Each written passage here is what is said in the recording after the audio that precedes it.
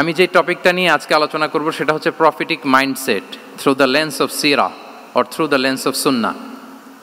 রাসূল সাল্লাল্লাহু আলাইহি ওয়াসাল্লাম ওনার মাইন্ডসেট কেমন ছিল? মাইন্ডসেট শব্দটার সাথে আমরা মোটামুটি পরিচিত না, সবাইকে বলেন মাইন্ডসেট মানে কি? মনস্তত্ত্ব, তাই তো? মানুষের মেন্টাল অ্যাটিটিউড, সে যেভাবে ভাবে, যেভাবে চিন্তা করে, একটা মানুষ তার চারপাশের জগৎটাকে যেভাবে দেখে, যেভাবে ভাবে, যেভাবে চিন্তা করে এবং যেভাবে সে সিদ্ধান্ত নেয়, এটাকে বলে তার mindset, the way of thinking. তো রাসূলুল্লাহ সাল্লাল্লাহু আলাইহি ওয়াসাল্লামের মাইন্ডসেট কেমন ছিল? তিনি বিভিন্ন সিচুয়েশনে কীভাবে ওই সিচুয়েশনটাকে ডিল করতেন, ওনার অ্যাপ্রোচ কেমন ছিল, কোন পরিস্থিতিতে কিভাবে রিয়্যাক্ট করতেন, কিভাবে রেসপন্স করতেন, কিভাবে থিঙ্ক করতেন, কিভাবে ডিসিশন মেকিং করতেন, এই টোটাল বিষয়টাকে আজকে আমরা prophetic mindset through the lens of সিরাতে কভার করবার চেষ্টা করবো ইনশাআল্লাহ। একটু ভারী টপিক, তারপরে খুব সহজ করে উপস্থাপন প্রেজেন্টেশন করতে পারলে এটা বোঝা যাবে ইনশাআল্লাহ বিইذنিল্লাহ। তাহলে আমি প্রায়ই রাসূল সাল্লাল্লাহু আলাইহি ওয়াসাল্লামের মাইন্ডসেট বোঝানোর জন্য সিরাতে ঢুকে যাব, মানে রাসূল সাল্লাল্লাহু আলাইহি ওয়াসাল্লামের আসিরা আল আতেরা আল মুবারাকা, ওনার বায়োগ্রাফিতে প্রবেশ করব এবং সেখান থেকে রেফারেন্সগুলো শেয়ার করব আপনাদের সাথে, এবং সুন্নাহ থেকে রেফারেন্স শেয়ার করব, যাতে করে আমাদের কাছে ক্লিয়ার হয় যে ওনার মাইন্ডসেটটা কেমন, দৃষ্টিভঙ্গি কেমন। আমরা অনেকে বলি না যে দৃষ্টিভঙ্গি বদলান তো জীবন বদলে যাবে, এটা বলি না আমরা? তার মানে এটা খুব গুরুত্বপূর্ণ, মাইন্ডসেট খুব গুরুত্বপূর্ণ। আমরা প্রফিটিক মাইন্ডসেট নিয়ে কথা বলবো ইনশাআল্লাহ। আমি আমার রিসার্চে 12টা মাইন্ডসেট খুঁজে পেয়েছি, based on my personal research. আরও কিছু মাইন্ডসেট থাকতে পারে, কিন্তু মেইনলি ঘুরে ফিরে এই 12টার মধ্যেই সীমাবদ্ধ রাসূল সাল্লাল্লাহু আলাইহি ওয়াসাল্লামের মাইন্ডসেট। সেই 12টা মাইন্ডসেট কী কী, আমি পয়েন্টগুলো উল্লেখ করে আমি মূল আলোচনাতে প্রবেশ করছি। প্রথম হচ্ছে গড সেন্ট্রিক মাইন্ডসেট, 2 নম্বরে ভিশন ওরিয়েন্টেড, 3 নম্বরে উইজডম ড্রিভেন, 4 নম্বরে রিফর্ম সেন্ট্রিক, 5 নম্বরে ওপেন মাইন্ডেড, 6 নম্বর এন্টারপ্রেনাল, 7 নম্বর কনসিডারেট, 8 নম্বর ট্রান্সপারেন্ট, 9 নম্বর অ্যাপ্রিসিয়েটিভ, 10 নম্বর হচ্ছে ফ্লেক্সিবল, 11 নম্বর অপটিমিস্টিক, 12 নম্বর হচ্ছে resilient. Based on my research, আমার ক্ষুদ্র গবেষণা আমি খুঁজে পেয়েছি যে রাসূল সাল্লাল্লাহু আলাইহি ওয়াসাল্লাম এই ধরনের মানসিকতার অধিকারী ছিলেন, এই অ্যাপ্রোচের অধিকারী ছিলেন। প্রথম যেই মাইন্ডসেটটা নিয়ে আমরা আলোচনা করব সেটা হচ্ছে গড সেন্ট্রিক মাইন্ডসেট বা আল্লাহ সেন্ট্রিক মাইন্ডসেট। অর্থাৎ রাসূল সাল্লাল্লাহু আলাইহি ওয়াসাল্লাম যে কোনো কাজে তিনি আল্লাহ তাআলাকে ফিল করতেন, সব কিছু ছিল আল্লাহ তাআলা কেন্দ্রিক। যাই তিনি করতেন না কেন, একজন মহান সত্তার সন্তুষ্টির জন্যই তিনি সেটা করতেন। তিনি কে? আওয়াজ করে বলুন, তিনি কে? আল্লাহ সুবহানাহু ওয়া তাআলা। তার সন্তুষ্টির জন্যই তিনি সব কিছু করতেন এবং সবসময় তিনি এটা ফিল করতেন যে আমার আসল ভরসা স্থল হচ্ছে আল্লাহ তাআলা। আসল ভরসা স্থল কে? আল্লাহ তাআলা। এবং আল্লাহকেই তিনি ওনার নিজের অভিভাবক হিসেবে সবসময় চিন্তা করতেন এবং তার দয়ার পরশেই যে আমরা বেঁচে আছি, তিনি যে আমাকে আগলে রেখেছেন, সার্বক্ষণিক এটাকে মনের মধ্যে ধারণ করা, সবসময় এই চিন্তাটা ভেতরে লালন করা, এটাকেই বলে গড সেন্ট্রিক মাইন্ডসেট বা আল্লাহ সেন্ট্রিক মাইন্ডসেট। এই মাইন্ডসেটের অধিকারী যদি আপনি হতে পারেন, আপনি একটা ডিভাইন পাওয়ার শিল্ডের ভেতরে থাকবেন, একটা ডিভাইন প্রোটেকশনে থাকবেন। চারিদিকে তুফান, ঝঞ্ঝা, ঝড়, অনেক কিছু, কোনো কিছুই আপনাকে স্পর্শ করবে না, কারণ আপনার গড সেন্ট্রিক মাইন্ডসেট আছে। একটা মহাশক্তিধর সত্তার সাথে আপনার সংযোগায়ন আছে, কানেক্টিভিটি আছে। সো প্রথম মাইন্ডসেটটা হচ্ছে গড সেন্ট্রিক মাইন্ডসেট। রাসূল সাল্লাল্লাহু আলাইহি ওয়াসাল্লাম সবসময় সব কিছু আল্লাহ তাআলার সন্তুষ্টির জন্য করতেন এবং তিনি ভাবতেন আমার কেউ না থাক, আল্লাহ আছে। যার কেউ নাই তার কে থাকে? আল্লাহ আছে। এটাই হচ্ছে গড সেন্ট্রিক মাইন্ডসেট। আসুন আমরা সিরাতের ভেতরে ঢুকে যাই, যেহেতু আমরা বলেছি থ্রু দ্য লেন্স অফ সিরা। সিরাতের পরতে পরতে, সুন্নাহর পরতে পরতে আমরা দেখব যে তিনি গড সেন্ট্রিক মাইন্ডসেটের অধিকারী ছিলেন কিনা। আল্লাহর হাবিব সাল্লাল্লাহু আলাইহি ওয়াসাল্লাম একবার একটা যুদ্ধ থেকে ফেরার পথে মরুভূমির মাঝখানে সেনাবাহিনীকে থামিয়ে বিশ্রামের ঘোষণা দিলেন যে তোমরা একটু বিশ্রাম নাও। তো উনি একটা গাছের নিচে বিশ্রামের জন্য গেলেন এবং সেখানে গাছের ডালে ওনার তলোয়ারটা ঝুলিয়ে রাখলেন, ঝুলিয়ে বিশ্রাম নিতে লাগলেন, ঘুমিয়ে পড়লেন। হঠাৎ এক বেদুইন এসে রাসূল সাল্লাল্লাহু আলাইহি ওয়াসাল্লামের এই কোষবদ্ধ তলোয়ারটা কোষমুক্ত করে এরকম হাতে নিল। রাসূল সাল্লাল্লাহু আলাইহি ওয়াসাল্লাম ঘুম থেকে জেগে উঠলেন। এবার বেদুইন বলতে আরম্ভ করলো, মাইয়ামনাউকা মিন্নি, এই মুহাম্মদ তোমাকে এবার কে বাঁচাবে বলো, এই তো আমার হাতে তলোয়ার, কে বাঁচাবে? সাথে সাথেই আল্লাহর হাবিব সাল্লাল্লাহু আলাইহি ওয়াসাল্লাম উনি উত্তরে বললেন আল্লাহ। উত্তরে কি বললেন?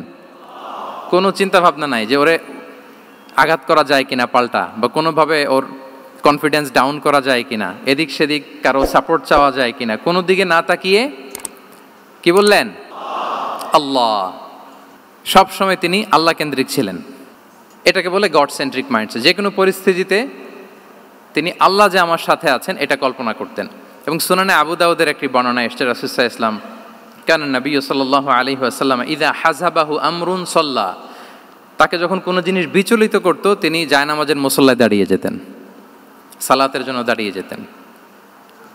বিপদে পড়লেই আল্লাহর কাছে সেটা সঁপে দিতেন, শেয়ার করতেন। আমরা বর্তমানে কোনো বিপদে পড়লেই কি করি? আগে কোথায় শেয়ার করি? ফেসবুকে। আসলে করা উচিত কার সাথে? হ্যাঁ, আমার স্ত্রীর সাথে শেয়ার করার আগেও শেয়ার করব কার সাথে? আমার বন্ধুর সাথে শেয়ার করার আগেও শেয়ার করব কার সাথে? আল্লাহর সাথে। আমরা যদি হিজরতের ঘটনাটাকে একটু অ্যানালাইজ করি তাহলে দেখব যে গারে সাউরে যখন আল্লাহ রাসূল সাল্লাল্লাহু আলাইহি ওয়াসাল্লাম এবং আবু বকর রাদিয়াল্লাহু তাআলা আনহু ওনারা আশ্রয় নিয়েছিলেন রাত্রিবেলায়, কুরাইশরা যখন খুঁজতেছিল, আবু বকর রাদিয়াল্লাহু তাআলা আনহু বলেন যে কুরাইশদের পা দেখা যাচ্ছে, ওরা যে হেঁটে যাচ্ছে, একটু উকি মারলেই আমাদেরকে দেখা যায়। তিনি অত্যন্ত ভীত সন্ত্রস্ত, তটস্থ, নিজের জন্য নয়, রাসূল সাল্লাল্লাহু আলাইহি ওয়াসাল্লামের সেফটির জন্য। রাসূল সাল্লাল্লাহু আলাইহি ওয়াসাল্লাম আবু বকর রাদিয়াল্লাহু তাআলা আনহুকে বলেন যে আবু বকর চিন্তা করো না, লা তাহসান ইন্নাল্লাহা মা'ানা, আবু বকর চিন্তা করো না, আল্লাহ আমাদের সাথে আছেন। সুবহানাল্লাহ। আমাদের সাথে কে আছেন? আল্লাহ আমাদের সাথে আছেন। এটা হচ্ছে গড সেন্ট্রিক মাইন্ডসেটের উদাহরণ। আপনার মনকে বুঝাতে হবে যে আল্লাহ আমার সাথে আছে। মনকে তুমি বুঝিয়ে বলো আল্লাহ আছে আমার সাথে। এই বাক্যটা মুখস্থ করা যাবে? মনকে তুমি বুঝিয়ে বলো আল্লাহ আছেন আমার সাথে। আপনার পুরো জীবনের সব কাজের সাথে যদি এই বাক্যটাকে মিলিয়ে ফেলতে পারেন দেখবেন যে কোনো কিছুই আপনার ক্ষতি করতে পারতেছে না। এটাকে বলে গড সেন্ট্রিক মাইন্ডসেট। আল্লাহ আমার সাথে আছেন, কেউ নাই কিন্তু আল্লাহ তাআলা আমার সাথে আছেন। এবং গড সেন্ট্রিক মাইন্ডসেটের সবচেয়ে বড় সুবিধা হচ্ছে আপনার মনে কখনো হতাশা কাজ করবে না, হতাশা বাঁধবে না, কারণ আপনার সাথে এক মহাশক্তিধরের কানেক্টিভিটি আছে। তিনি কে বলুন তো আওয়াজ করে? তিনি আল্লাহ। হতাশা আসবে না। এই যে আমাদের জাতীয় জীবনের এখন সবচাইতে বড় বড় সমস্যাগুলোর যদি আমরা লিস্ট করি, একটা বড় সমস্যা হচ্ছে ডিপ্রেশন, তাই না? আমরা ডিপ্রেশনে ভুগি না? আপনাদের ডিপ্রেশন হয় কখনো? আচ্ছা, ডিপ্রেশন কাকে বলে আগে বলে। ডিপ্রেশন হচ্ছে আপনার আর আপনার রবের মাঝে যে দূরত্ব, এটার নাম ডিপ্রেশন। আই রিপিট, আমার আর আমার রবের মাঝে যে গ্যাপ, আমাদের সম্পর্কের যে দূরত্ব, এটার নাম কি? ডিপ্রেশন। আপনি যত আল্লাহর সাথে সম্পর্ক জোরদার করতে পারবেন, ডিপ্রেশন আপনার থেকে দৌড়ে পালাবে। এজন্য আমাদের বিশ্বাসীদের জীবনে কোনো ডিপ্রেশন নাই। আছে?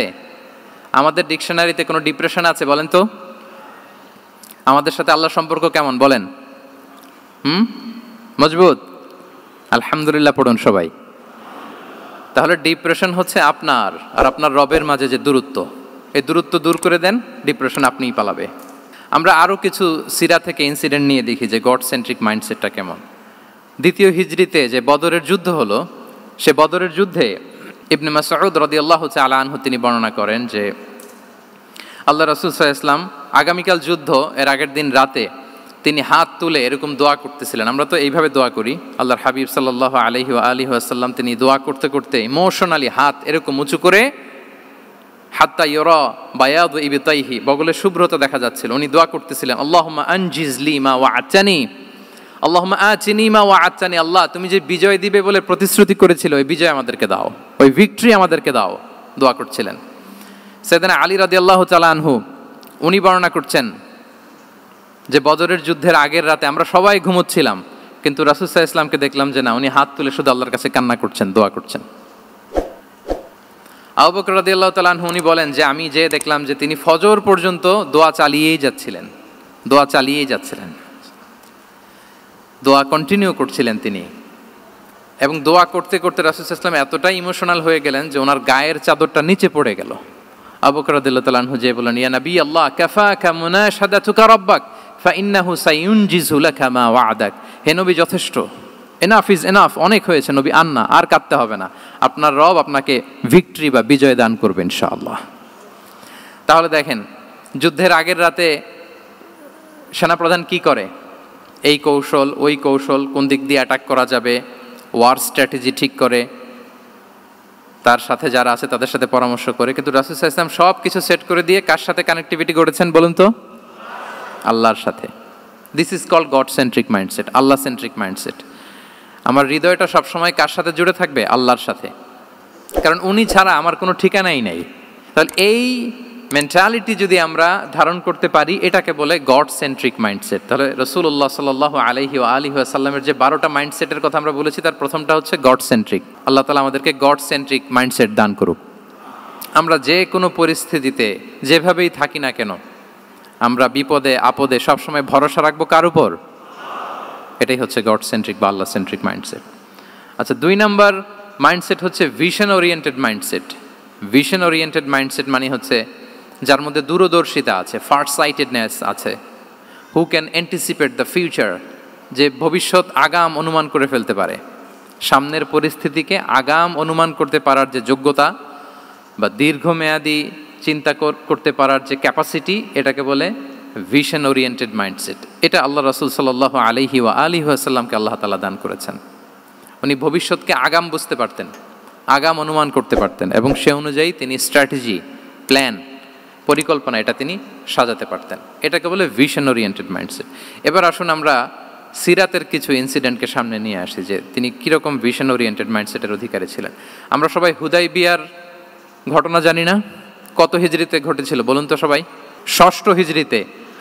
লাকাদ সাদাকাল্লাহু রাসূলাহুর রুইয়া বিল হক লাতাদখুলুন্নাল মাসজিদাল হারামা ইনশাআল্লাহু আমিনিন। রাসূল সাল্লাল্লাহু আলাইহি ওয়াসাল্লাম 6ষ্ঠ হিজরিতে মদিনায় স্বপ্নে দেখলেন যে তিনি উমরা করতে যাচ্ছেন। তো নবীদের স্বপ্ন এটা কেবল স্বপ্ন নয়, এটা আল্লাহর পক্ষ থেকে ওয়াহি, রেভেলেশন। তো সেই হিসেবে তিনি 1400 সাহাবা নিয়ে উমরা করতে চলে গেলেন মক্কায়, কিন্তু মক্কাবাসী ঢুকতে দিল না, থামিয়ে দেয়া হলো। তো তখন একটা চুক্তি হয়েছিল, ওই চুক্তিতে বলা হলো, রাসূল সাল্লাল্লাহু আলাইহি ওয়াসাল্লাম লিখতে বললেন যে লিখো মিন মুহাম্মদ রাসূলিল্লাহ, আল্লাহর রাসূল মুহাম্মদের পক্ষ থেকে কুরাইশদের সাথে এই চুক্তি।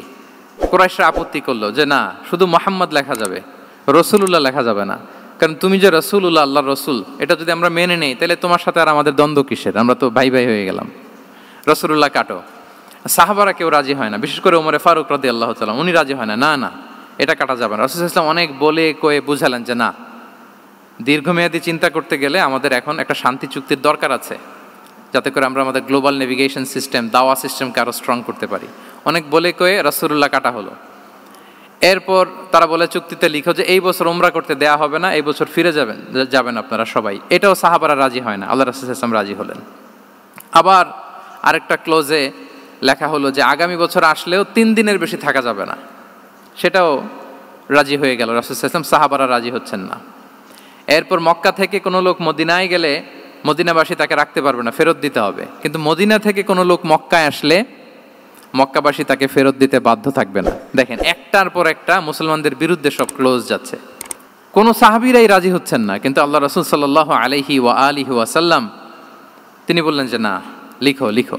ওমর ফারুক রাদিয়াল্লাহু তাআলা আনহু এতটাই রাগান্বিত হলেন, তিনি প্রশ্ন করলেন, ইয়া রাসূলুল্লাহ, আলাইসা আনতা নাবিয়্যুন হক, আপনি এই যে কম্প্রোমাইজের পর কম্প্রোমাইজ করে যাচ্ছেন, আপনি কি সত্য নবী নন, সত্য রাসূল নন? আলাসনা আলা দীনিন হক, আমরা কি সত্যের উপর প্রতিষ্ঠিত নই? আলাইসাল কুরআনু কিতাবুন হক, তো সব যদি সত্য হয় আপনি কেন এগুলো মানছেন? রাসূল সাল্লাল্লাহু আলাইহি ওয়াসাল্লাম বললেন যে ওমর, তুমি বাদ সেদো না, মেনে নাও। মেনে নিলেন, এবং এই মেনে নেওয়াটাকে আল্লাহ ভিক্টরি বলে ঘোষণা দিলেন, বিজয় বলে। আল্লাহু আকবার। ইন্না ফাতাহনা লাকা ফাতহাম মুবিনা। এবং হুদাইবিয়ার এই সন্ধি থেকেই বেসিকলি মক্কা বিজয় ওইদিকে ত্বরান্বিত হয়েছে গতি প্রবাহটা। কারণ রাসূল সাল্লাল্লাহু আলাইহি ওয়াসাল্লাম অনেক দূর দেখেছেন, সাহাবারাই সামনের কিছু বিষয়ে তারা খেয়াল করছেন, কিন্তু রাসূলুল্লাহ সাল্লাল্লাহু আলাইহি ওয়া আলিহি ওয়াসাল্লাম তিনি অনেক দূর দেখতে পাচ্ছেন। আচ্ছা বলেন, 3 তলার উপর থেকে একজন একটা ভিউ দেখতে পায়, আর 30 তলা উপর থেকে আরেকজন একটা কন্ডোমিনিয়ামের উপর থেকে একটা পানোরামিক ভিউ দেখতে পায়। দুইজনের ভিউ দেখা কি একরকম হয়? বলেন, একরকম হবে? কখনোই হবে না। তাহলে 30 তলার উপর থেকে যিনি দেখবে তিনি একটা পানোরামিক ভিউ দেখবে, দ্য টোটাল সিনারিও তার কাছে ক্রিস্টাল ক্লিয়ার হবে, যেটা সাহাবা রিদওয়ানুল্লাহি তাআলা আলাইহিম আজমাইন ওনাদের কাছে ক্লিয়ার ছিল না।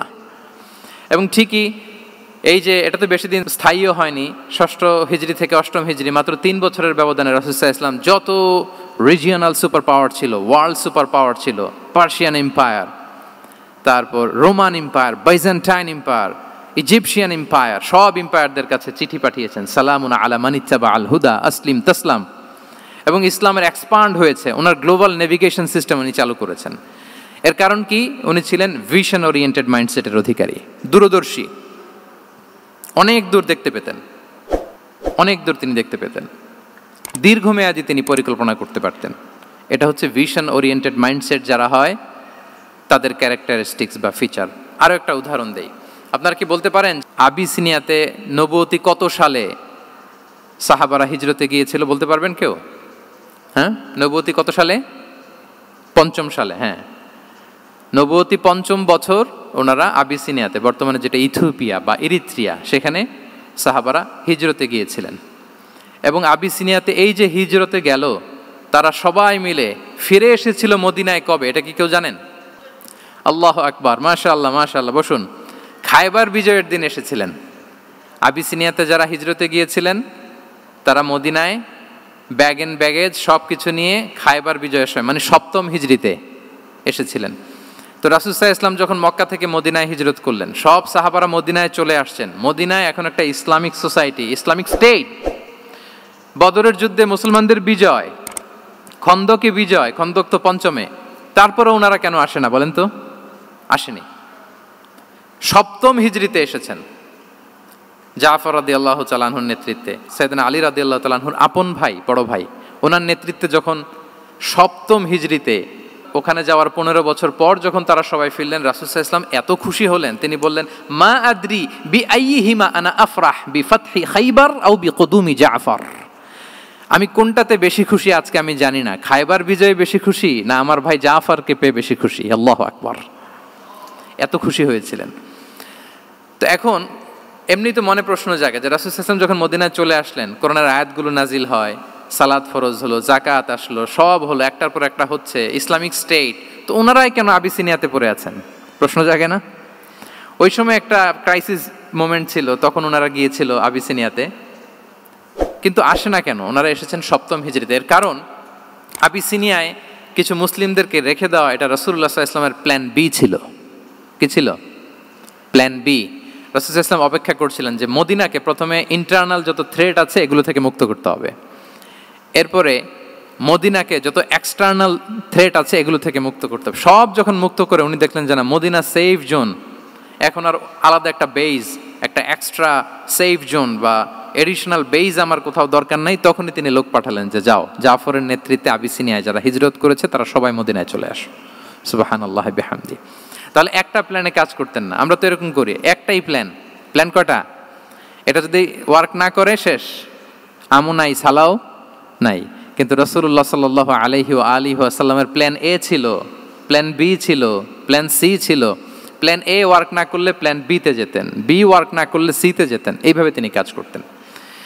তাহলে এটা হচ্ছে বেসিকলি ভিশন ওরিয়েন্টেড মাইন্ডসেটের অধিকারী যারা, তারা এটা করে, যারা ফিউচারকে অ্যান্টিসিপেট করতে পারে, আগাম অনুভব করতে পারে যে কি হতে পারে সামনে। এই যে বাংলাদেশের বিভিন্ন প্ল্যান পরিকল্পনায় আমরা দেখা যায় যে এখান দিয়ে একটা ব্রিজ করে পরে ভাঙতে হয়, রাস্তা একটা তৈরির পরে ভাঙতে হয়, কোথায় এক টানেল হয়ে আছে প্রতি মাসে মাসে এখন লস হয়, তারপর 1 ঘন্টা বৃষ্টি হলে পুরো ঢাকা শহর এটা বন্যা হয়ে যায়। এগুলো হচ্ছে একাধিক প্ল্যান না থাকা, ভিশনারি অ্যাটিটিউডের অধিকারী না হওয়ার কারণে এই ঝামেলাগুলো আমাদের হচ্ছে। তো প্রফেটিক সিরার এই প্রফেটিক মাইন্ডসেট থেকে আমাদের নেয়ার বিষয় হচ্ছে এটা, যে আমাদেরকে ভিশনারি অ্যাটিটিউডের হতে হবে। রাসূল সাল্লাল্লাহু আলাইহি ওয়াসাল্লাম ভিশন ওরিয়েন্টেড মেন্টালিটির ছিলেন। আগাম, আজ থেকে 50 বছর পরে বাংলাদেশে কি ক্রাইসিস হতে পারে, আজ থেকে ঠিক 100 বছর পরে বাংলাদেশে কি হতে পারে, ওই রোড ম্যাপকে সামনে রেখে আমাদেরকে প্ল্যান করতে হবে। এটাকে বলে ভিশন ওরিয়েন্টেড মাইন্ডসেটের অধিকারী হওয়া। 3 নাম্বার হচ্ছে উইজডম ড্রিভেন মাইন্ডসেট। উইজডম মানে হচ্ছে প্রজ্ঞা। প্রজ্ঞা কি? জ্ঞান আর কমন সেন্স দুইটা একসাথে হইলে ওইটারে প্রজ্ঞা বলে। When the knowledge and common sense join together, it reflects as wisdom. আপনার জ্ঞান এবং আপনার কমন সেন্স একসাথে হইলে ওইটা উইজডম হয়ে যায়। রাসূল সাল্লাল্লাহু আলাইহি ওয়াসাল্লাম ছিলেন প্রজ্ঞায় সমৃদ্ধ এক মননের অধিকারী। ওনার সব কিছুতেই প্রজ্ঞা ছিল। উইজডম ইন গিভিং অ্যাডভাইস, উপদেশ দেওয়ার সময় ছিল। উইজডম ইন পলিসি মেকিংয়ের সময় সেখানে প্রজ্ঞা ছিল। Wisdom in action, strategic plan, কোনো স্ট্র্যাটেজিক প্ল্যানের ক্ষেত্রে প্রজ্ঞা ছিল। রাসূল সাল্লাল্লাহু আলাইহি ওয়াসাল্লাম একই প্রশ্নের উত্তর এক একজনকে এক একভাবে দিতেন। অনেক সাহাবারা জিজ্ঞেস করতেন যে রাসূলুল্লাহ একই প্রশ্ন, একে বললেন এইটা, ওরে বললেন ওইটা, ওরে বললেন আরেকটা, এটা কেন? তো রাসূল সাল্লাল্লাহু আলাইহি ওয়াসাল্লাম বললেন যে আমি জানি ওর কিসে ঘাটতি, আমি জানি ওর কি প্রয়োজন, আমি জানি ওর ওকে কোন নাসিহাটা দিলে কাজ করবে, ফলে এক একজনকে আমি এক একভাবে ক্লারিফাই করেছি। আল্লাহু আকবার। This is called wisdom. আচ্ছা, উইজডম, রাসূল সাল্লাল্লাহু আলাইহি ওয়াসাল্লাম যে উইজডম ড্রিভেন মাইন্ডসেটের অধিকারী ছিলেন, এটার কয়েকটা এক্সাম্পল আমরা সিরাত থেকে দেখি। মক্কা বিজয় হয়েছে কত হিজরিতে? অষ্টম হিজরিতে যখন মক্কা বিজয় হলো, তখন রাসূল সাল্লাল্লাহু আলাইহি ওয়াসাল্লাম আম্মাজান আয়েশার সাথে গল্প করছিলেন আর বলছিলেন, আয়েশা, লাউলা হাদাসাতু আহদি কওমিকা বিল কুফরি লানাকাতুল কাবাতা ওয়ালা জাআলতুহা আলা আসাসি ইব্রাহিম। আয়েশা, তোমার এই মক্কাবাসী, তোমার এলাকার লোকজন যদি একটা ক্যাওস সৃষ্টি না করতো, তাহলে কাবার যে আসল শেপ, আমি ওই আসল শেপে এটাকে ফেরত নিতাম, কিন্তু নিতে গেলে এখন একটা ঝামেলা বাঁধবে, এজন্য নিব না। ব্যাপারটা হচ্ছে, আমরা এখন যে কাবাটাকে দেখি এটা হচ্ছে স্কয়ার আকৃতির। স্কয়ার মানে কি? বর্গাকৃতি, তাই তো? বর্তমান কাবা কোন আকৃতির বলেন তো? একটা বড় কিউবের সাইজ না? দূর থেকে দেখলে মনে হয় একটা বড় কিউবের সাইজ, কিউবের আকৃতি মানে স্কয়ার, চতুর্ভুজ। কিন্তু সাইয়েদানা ইব্রাহিম আলাইহিস সালাম যে কাবা নির্মাণ করেছিলেন, এটা কিন্তু এরকম কিউব ছিল না, ওইটা ছিল রেক্ট্যাঙ্গেল। রেক্ট্যাঙ্গেল ছিল, মানে আয়তাকৃতির ছিল, এরকম লম্বা। এই যে এই টেবিলটা যেরকম, টেবিলের যে শেপ এইরকম ছিল, এরকম লম্বা কাবাঘর ছিল আয়তাকৃতির। কিন্তু এখন এটা কমে স্কয়ার আকৃতির হয়ে গেছে। এর কারণটা কি? কাবা একবার ওখানে অগ্নিকাণ্ড ঘটার কারণে ধ্বংস হয়েছিল, ফলে কাবাকে আবার রিনোভেশন করা লেগেছিল, পুনর্নির্মাণ। তো কোরাইশা সিদ্ধান্ত নিয়েছিল, কাবা পুনর্নির্মাণে আমরা কোনো হারাম টাকা ইউজ করব না, যার কাছে যত হালাল টাকা আছে নিয়ে আসা হলো। কিন্তু হালাল টাকা যতটুকু জমা হয়েছে, এটা দিয়ে পুরো কাবা নির্মাণ হয় না, অর্ধেক হয়। ফলে কাবা যে আয়তাকৃতির ছিল, সেটা না হয়ে গেছে কি বলেন? বর্গাকৃতির, মানে স্কয়ার। ওই স্কয়ার কাবাই আজ পর্যন্ত রয়ে গেছে। কিন্তু ওই যে আয়তক্ষেত্রের যে শেপের মধ্যে যতটুকু জায়গা বাকি ছিল, ওইখানে দেখবেন একটা ক্রিসেন্টের মতো আছে, হেজরে ইসমাইল, হাতিমে কাবা বলে। ওইটার ভিতরে নামাজ পড়া আর কাবার ভিতরে নামাজ পড়া একই হুকুম। ওইটার ভিতরে নামাজ পড়া আর কাবার ভিতরে নামাজ পড়া কি একই হুকুম। ফলে ওই হাতিমের ভেতরে ফরজ সালাত আদায় হয় না, নফল সুন্নাত পড়া যায়। এমনকি কাবার ভেতরেও ফরজ সালাত আদায় করলে আদায় হবে না, কারণ নামাজের ফরজের মধ্যে একটা ফরজ হচ্ছে ইলা জিহাতিল কাবা, টু দ্য ডাইরেকশন অফ কেবলা। আপনার কেবলা মুখী হইতে হবে না। আপনি তো কাবার ভিতরে ঢুকে গেছেন, এখন কাবা কোন দিকে? কাবা তো নাই, বের হইতে হবে। বের হয়ে কাবা মুখী হলে সালাত হবে। I think you got the point. তো তাহলে রাসূল সাল্লাল্লাহু আলাইহি ওয়াসাল্লামের উইজডম বা প্রজ্ঞাটা এখানে দেখেন। আম্মাজান আয়েশা রাদিয়াল্লাহু তাআলা আনহাকে উনি বললেন যে, আয়েশা, মক্কা তো বিজয় হলো, মক্কার কন্ট্রোল তো এখন আমার হাতে। চাইলে আমি কাবাকে ভেঙে সেই ইব্রাহিম আলাইহিস সালামের যে বেইজ, এরকম লম্বা করে শেপ দিতে পারি, কিন্তু দিব না। কেননা দিলে মক্কা একটা ক্যাওস হতে পারে। কি হতে পারে?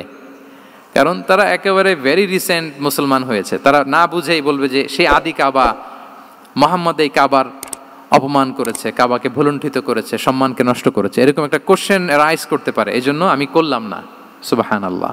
This is called wisdom. এটাকে কি বলে? প্রজ্ঞা। এটাকে প্রজ্ঞা বলে। তাহলে আপনার জ্ঞান এবং আপনার কমন সেন্স দুইটা যখন কানেক্ট করে, তখন সেটা প্রজ্ঞা হয়। প্রজ্ঞার আরেকটা উদাহরণ যদি দেই সিরাত থেকে, রাসূল সাল্লাল্লাহু আলাইহি ওয়াসাল্লামের যে কনফ্লিক্ট রিজলভিং ক্যাপাসিটি ছিল, যখন কাবাকে পুনর্নির্মাণ করা হচ্ছে, তখন হাজরে আসওয়াদকে বের করা লেগেছিল, এবং রিনোভেশন শেষে আবার হাজরে আসওয়াদকে তার জায়গা মতো, মানে ব্ল্যাক স্টোন, যেটাতে চুমু দিলে মানুষের গুনাহ মাফ হয়ে যায়, হাজরে আসওয়াদ, চিনতে পেরেছেন না?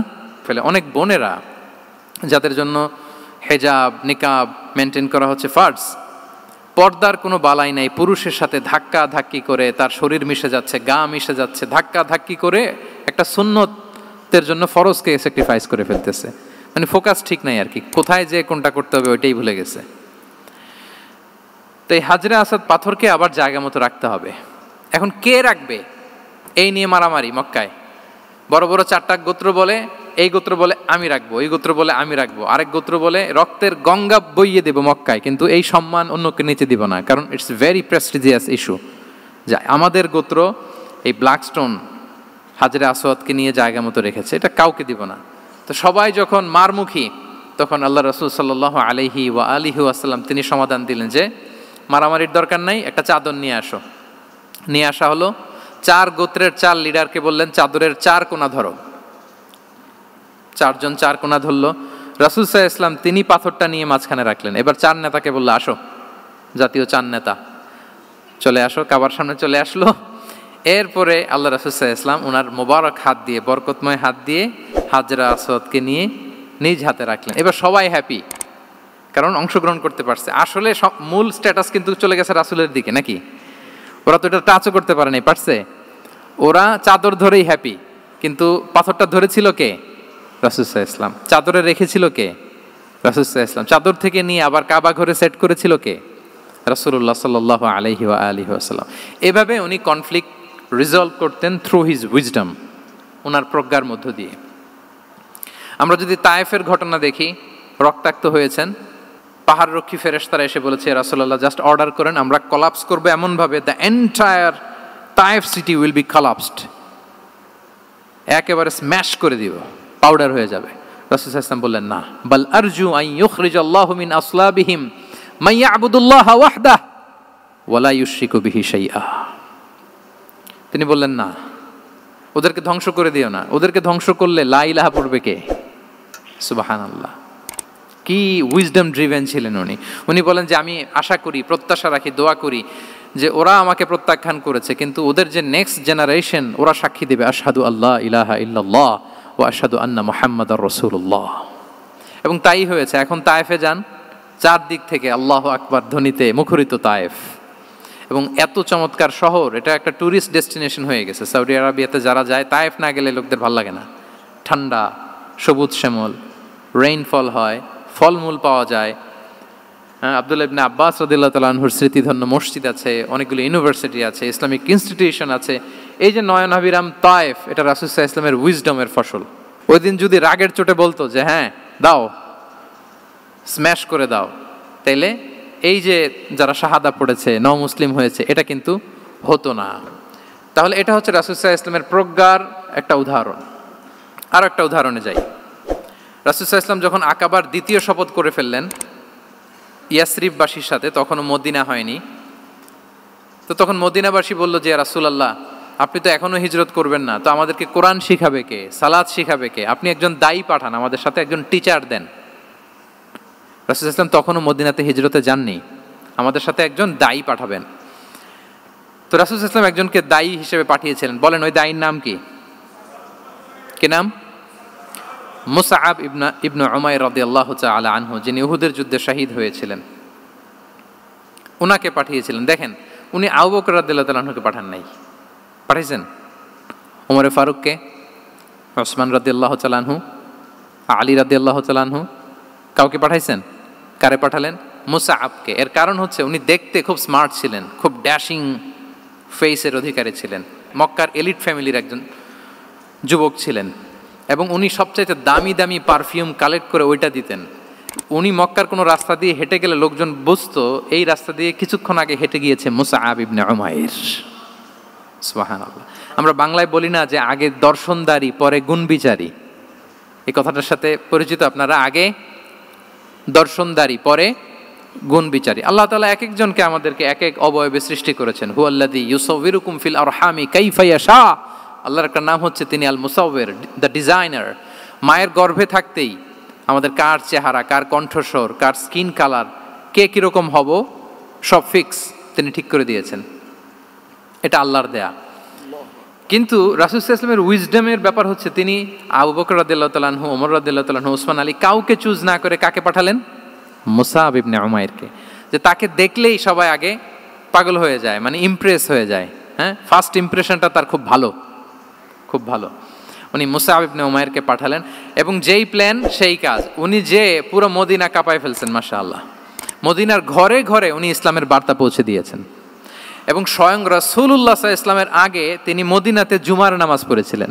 কারণ জুমার বিধান আসছে, কিন্তু মক্কা এমন একটা ল্যান্ড যেখানে এখনো জুমা পড়া আবশ্যক হয় নাই, চারদিকে কুফর বেষ্টিত।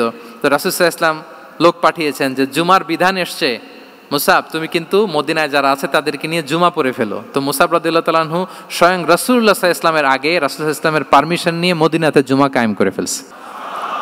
সুবহানাল্লাহি ওয়া বিহামদিহি। দেখেন, উইজডম ড্রিভেন পার্সোনালিটির অধিকারী ছিলেন, প্রজ্ঞার অধিকারী ছিলেন, অন্য কাউকে পাঠাননি। কাকে পাঠিয়েছেন? মুসআব ইবনে উমাইর। তাহলে উনি যেই কাজটাই করতেন, যেটা বলতেন, যেটাতে এঙ্গেজ হতেন, এর নেপথ্যে প্রজ্ঞা ছিল। কি ছিল ভাই? উইজডম ছিল। আল্লাহ যেন সেই উইজডম আমাদেরকে দান করেন, আল্লাহ যেন সেই প্রজ্ঞা দিয়ে আমাদেরকে সমৃদ্ধ করেন। আমরা সবাই পড়ি আমিন। 4 নাম্বার হচ্ছে রিফর্ম সেন্ট্রিক মাইন্ডসেট। মানে রাসূল সাল্লাল্লাহু আলাইহি ওয়াসাল্লাম সংস্কারবাদী ছিলেন আর কি। ভুলভাল দেখলে রিফর্ম করতেন, ইসলাহ করতেন, সংস্কার। এখন তো ওই যে অনেকগুলো সংস্কার কমিটি হলো দেখলাম বাংলাদেশে, খুব সুন্দর বিভিন্ন বিষয়ে সংস্কার হচ্ছে। এবং স্বাধীনতার পরে আমাদের বয়স তো আর বেশি না, মানে সব দলের লোকেরা মিলে একসাথে এরকম বসা, এরপর রাষ্ট্রীয় ইস্যু নিয়ে ডিসকাস করা, এরপর মাঝে মাঝে আবার ওয়ার্কআউট করা, আবার একটু মিষ্টি ঝগড়া করা, আবার একটু ফান করা, এই সব কিছুর মধ্য দিয়ে জাতির জন্য ভাবা, নতুন নতুন চিন্তা প্রণয়ন। That's very good, I do appreciate, এটা দরকার। এমন বাংলাদেশই তো আমরা চেয়েছিলাম, ঠিক কিনা বলেন? এই যে রিফর্ম হচ্ছে, এটা অ্যাপ্রিসিয়েবল। রাসূল সাল্লাল্লাহু আলাইহি ওয়াসাল্লামের কিন্তু এই রিফর্ম সেন্ট্রিক মাইন্ডসেট ছিল। অন্যায় দেখলে, ভুলভাল দেখলে, অসঙ্গতি দেখলে, ইনকনসিস্টেন্সি দেখলে শুধরে দিতেন। শুদ্ধাচার অভিযান চালিয়েছেন মক্কাতেও মদিনাতেও, রিফর্ম করতেন। সব খারাপকে তিনি ভালো দিয়ে পরিবর্তন করে দিতেন। আসুন সিরাতের আয়নায়, থ্রু দ্য লেন্স অফ সিরা আমরা দেখি কিভাবে পরিবর্তন করতেন।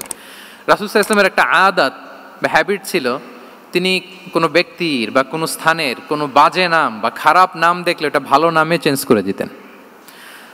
মক্কা থেকে মদিনায় হিজরতের আগে মদিনার নাম ছিল ইয়াসরিব। কি ছিল? ইয়াসরিব মানে হচ্ছে প্রতিশোধ বা নিন্দা বা ক্ষোভ বা ভর্ৎসনা, সবগুলোই খুব বাজে মিনিং ডিনোট করে।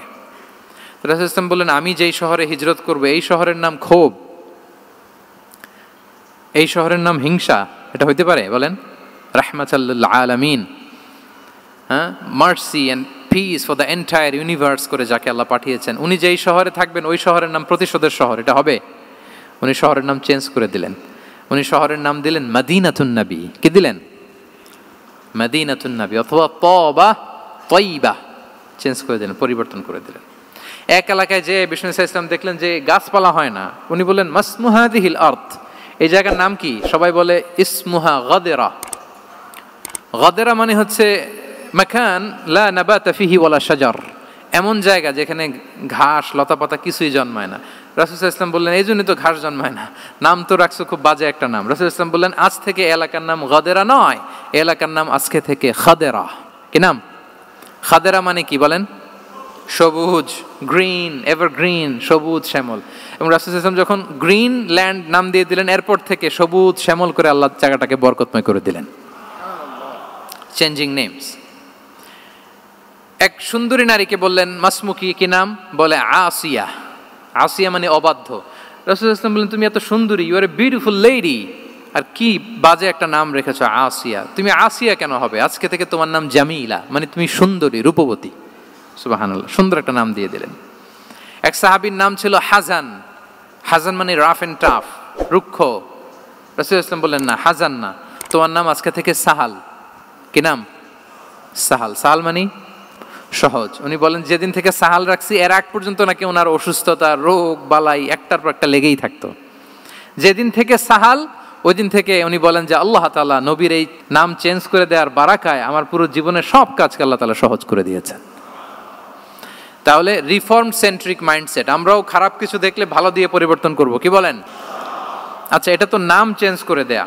এবার সোশ্যাল রিফর্ম তিনি কি কি করেছেন আমরা একটু দেখি। তিনি যখন যুবক, মক্কায় এক ইয়ামানি লোক ব্যবসা করতে এসে তার প্রোডাক্ট বিক্রি করার পরে, আস ইবনে ওয়াইল নামে এক লোকের কাছে বিক্রি করার পরে যখন দাম চাইতে গেল, আস বলে, আরে বেটা, আমরা মক্কার সন্তান, আমরা দাম দিব না। তো সে ভাবলো হয়তো আমার সাথে ঠাট্টা করেছে, হজের মৌসুম যাক, বেচাকেনা শেষ করে যাওয়ার পথে দামটা নিয়ে যাব। সে ফেরার দিন আবার গেল যে আমার তো জিনিসের দামটা আপনি দিলেন না। সে বলে, আমরা এই ভূখণ্ডের মালিক, আমরা দাম দেই না, এটা তো বড় জুলুম। সে কান্নাকাটি শুরু করলো। তার এই কান্নাকাটি দেখে আল্লাহ রাসূল সাল্লাল্লাহু আলাইহি ওয়াসাল্লাম ওনার চাচা জুবাইর ইবনে আব্দুল মুত্তালিব সহ ইয়াং স্টার যারা আছে, দ্য ইয়ুথ অব মক্কা, তাদের সবাইকে নিয়ে একটা সোসাইটি করলেন। এই যে আমরা হালাফুল ফুদুলের নাম শুনি না, যেটা বাংলায় আমরা কি বলি? হিলফুল ফুজুল। এই নামে তো অনেক সংগঠন আছে বাংলাদেশে। কি বলেন? যুবকরা কোনো সংগঠন করলে কমনলি এই নামটা পছন্দ করে, হিলফুল ফুজুল। আসলে এটার মূল নাম ছিল হালাফুল মুত্তাইয়িবিন। তিব মানে হচ্ছে রং। রাসূল সাল্লাল্লাহু আলাইহি ওয়াসাল্লাম সবাই মিলে, তখন জাহিলি যুগে একটা কালচার ছিল, বালতি ভর্তি রঙের ভেতরে হাত ঢুকিয়ে দিত, দিয়ে এই রং সমেত হাতটা তারা পাথরের মধ্যে লাগাতো, সবার হাত ওইখানে দিত, মানে আমরা হাতে হাত রেখে কমিটেড, আমরা ঐক্যবদ্ধ হলাম। সেখান থেকে হয়েছে হালাফুল মুত্তাইবিন থেকে হালাফুল ফুদুল। ওনারা বলল যে না, আমরা সবাই থাকবো মা আল মাজলুমি দিদ্দা জালেম, আমরা মজলুমের পক্ষে থাকবো, জালেমের বিপক্ষে থাকবো। এবং যেই প্রতিজ্ঞা ওই কাজ, সবাই মিলে আস ইবনে ওয়াইলকে ধরলো, তার কাছ থেকে টাকা আদায় করে ওই ইয়ামানি ব্যবসায়ীর কাছে পৌঁছে দিয়ে তিনি মাজলুমকে সহায়তা করেছেন। সুবহানাল্লাহ। এবং এই টেন্ডেন্সি, এই জুলুম, চাঁদাবাজি যেগুলো ছিল মক্কার জমিনে, রাসূল সাল্লাল্লাহু আলাইহি ওয়াসাল্লাম এই সোশ্যাল রিফর্মের মাধ্যমে এটাকে সংস্কার করেছেন। তাহলে এই যে রিফর্ম সেন্ট্রিক আমাদের হইতে হবে। আমাদের সমাজেও এখন চাঁদাবাজি আছে না নাই বলেন? খুন খারাপি আছে না নাই? সামাজিক অনাচার? তাহলে ঐক্যবদ্ধ হইতে হবে আমাদেরকে রিফর্মের জন্য। যুবক যারা আমরা আছি, যাদেরকে আল্লাহ আমাদের বলার সুযোগ দিয়েছে, লেখার সুযোগ দিয়েছে, ফিল্ডে কাজের সুযোগ দিয়েছে, আমরা সবসময় মজলুমের পক্ষে থাকবো, আমরা সবসময় জালেমের বিপক্ষে থাকবো। আমাদের নীরবতা আর আমাদের নিশ্চুপ থাকাই জালিমদেরকে আরো বড় বড় জালিম বানিয়েছে।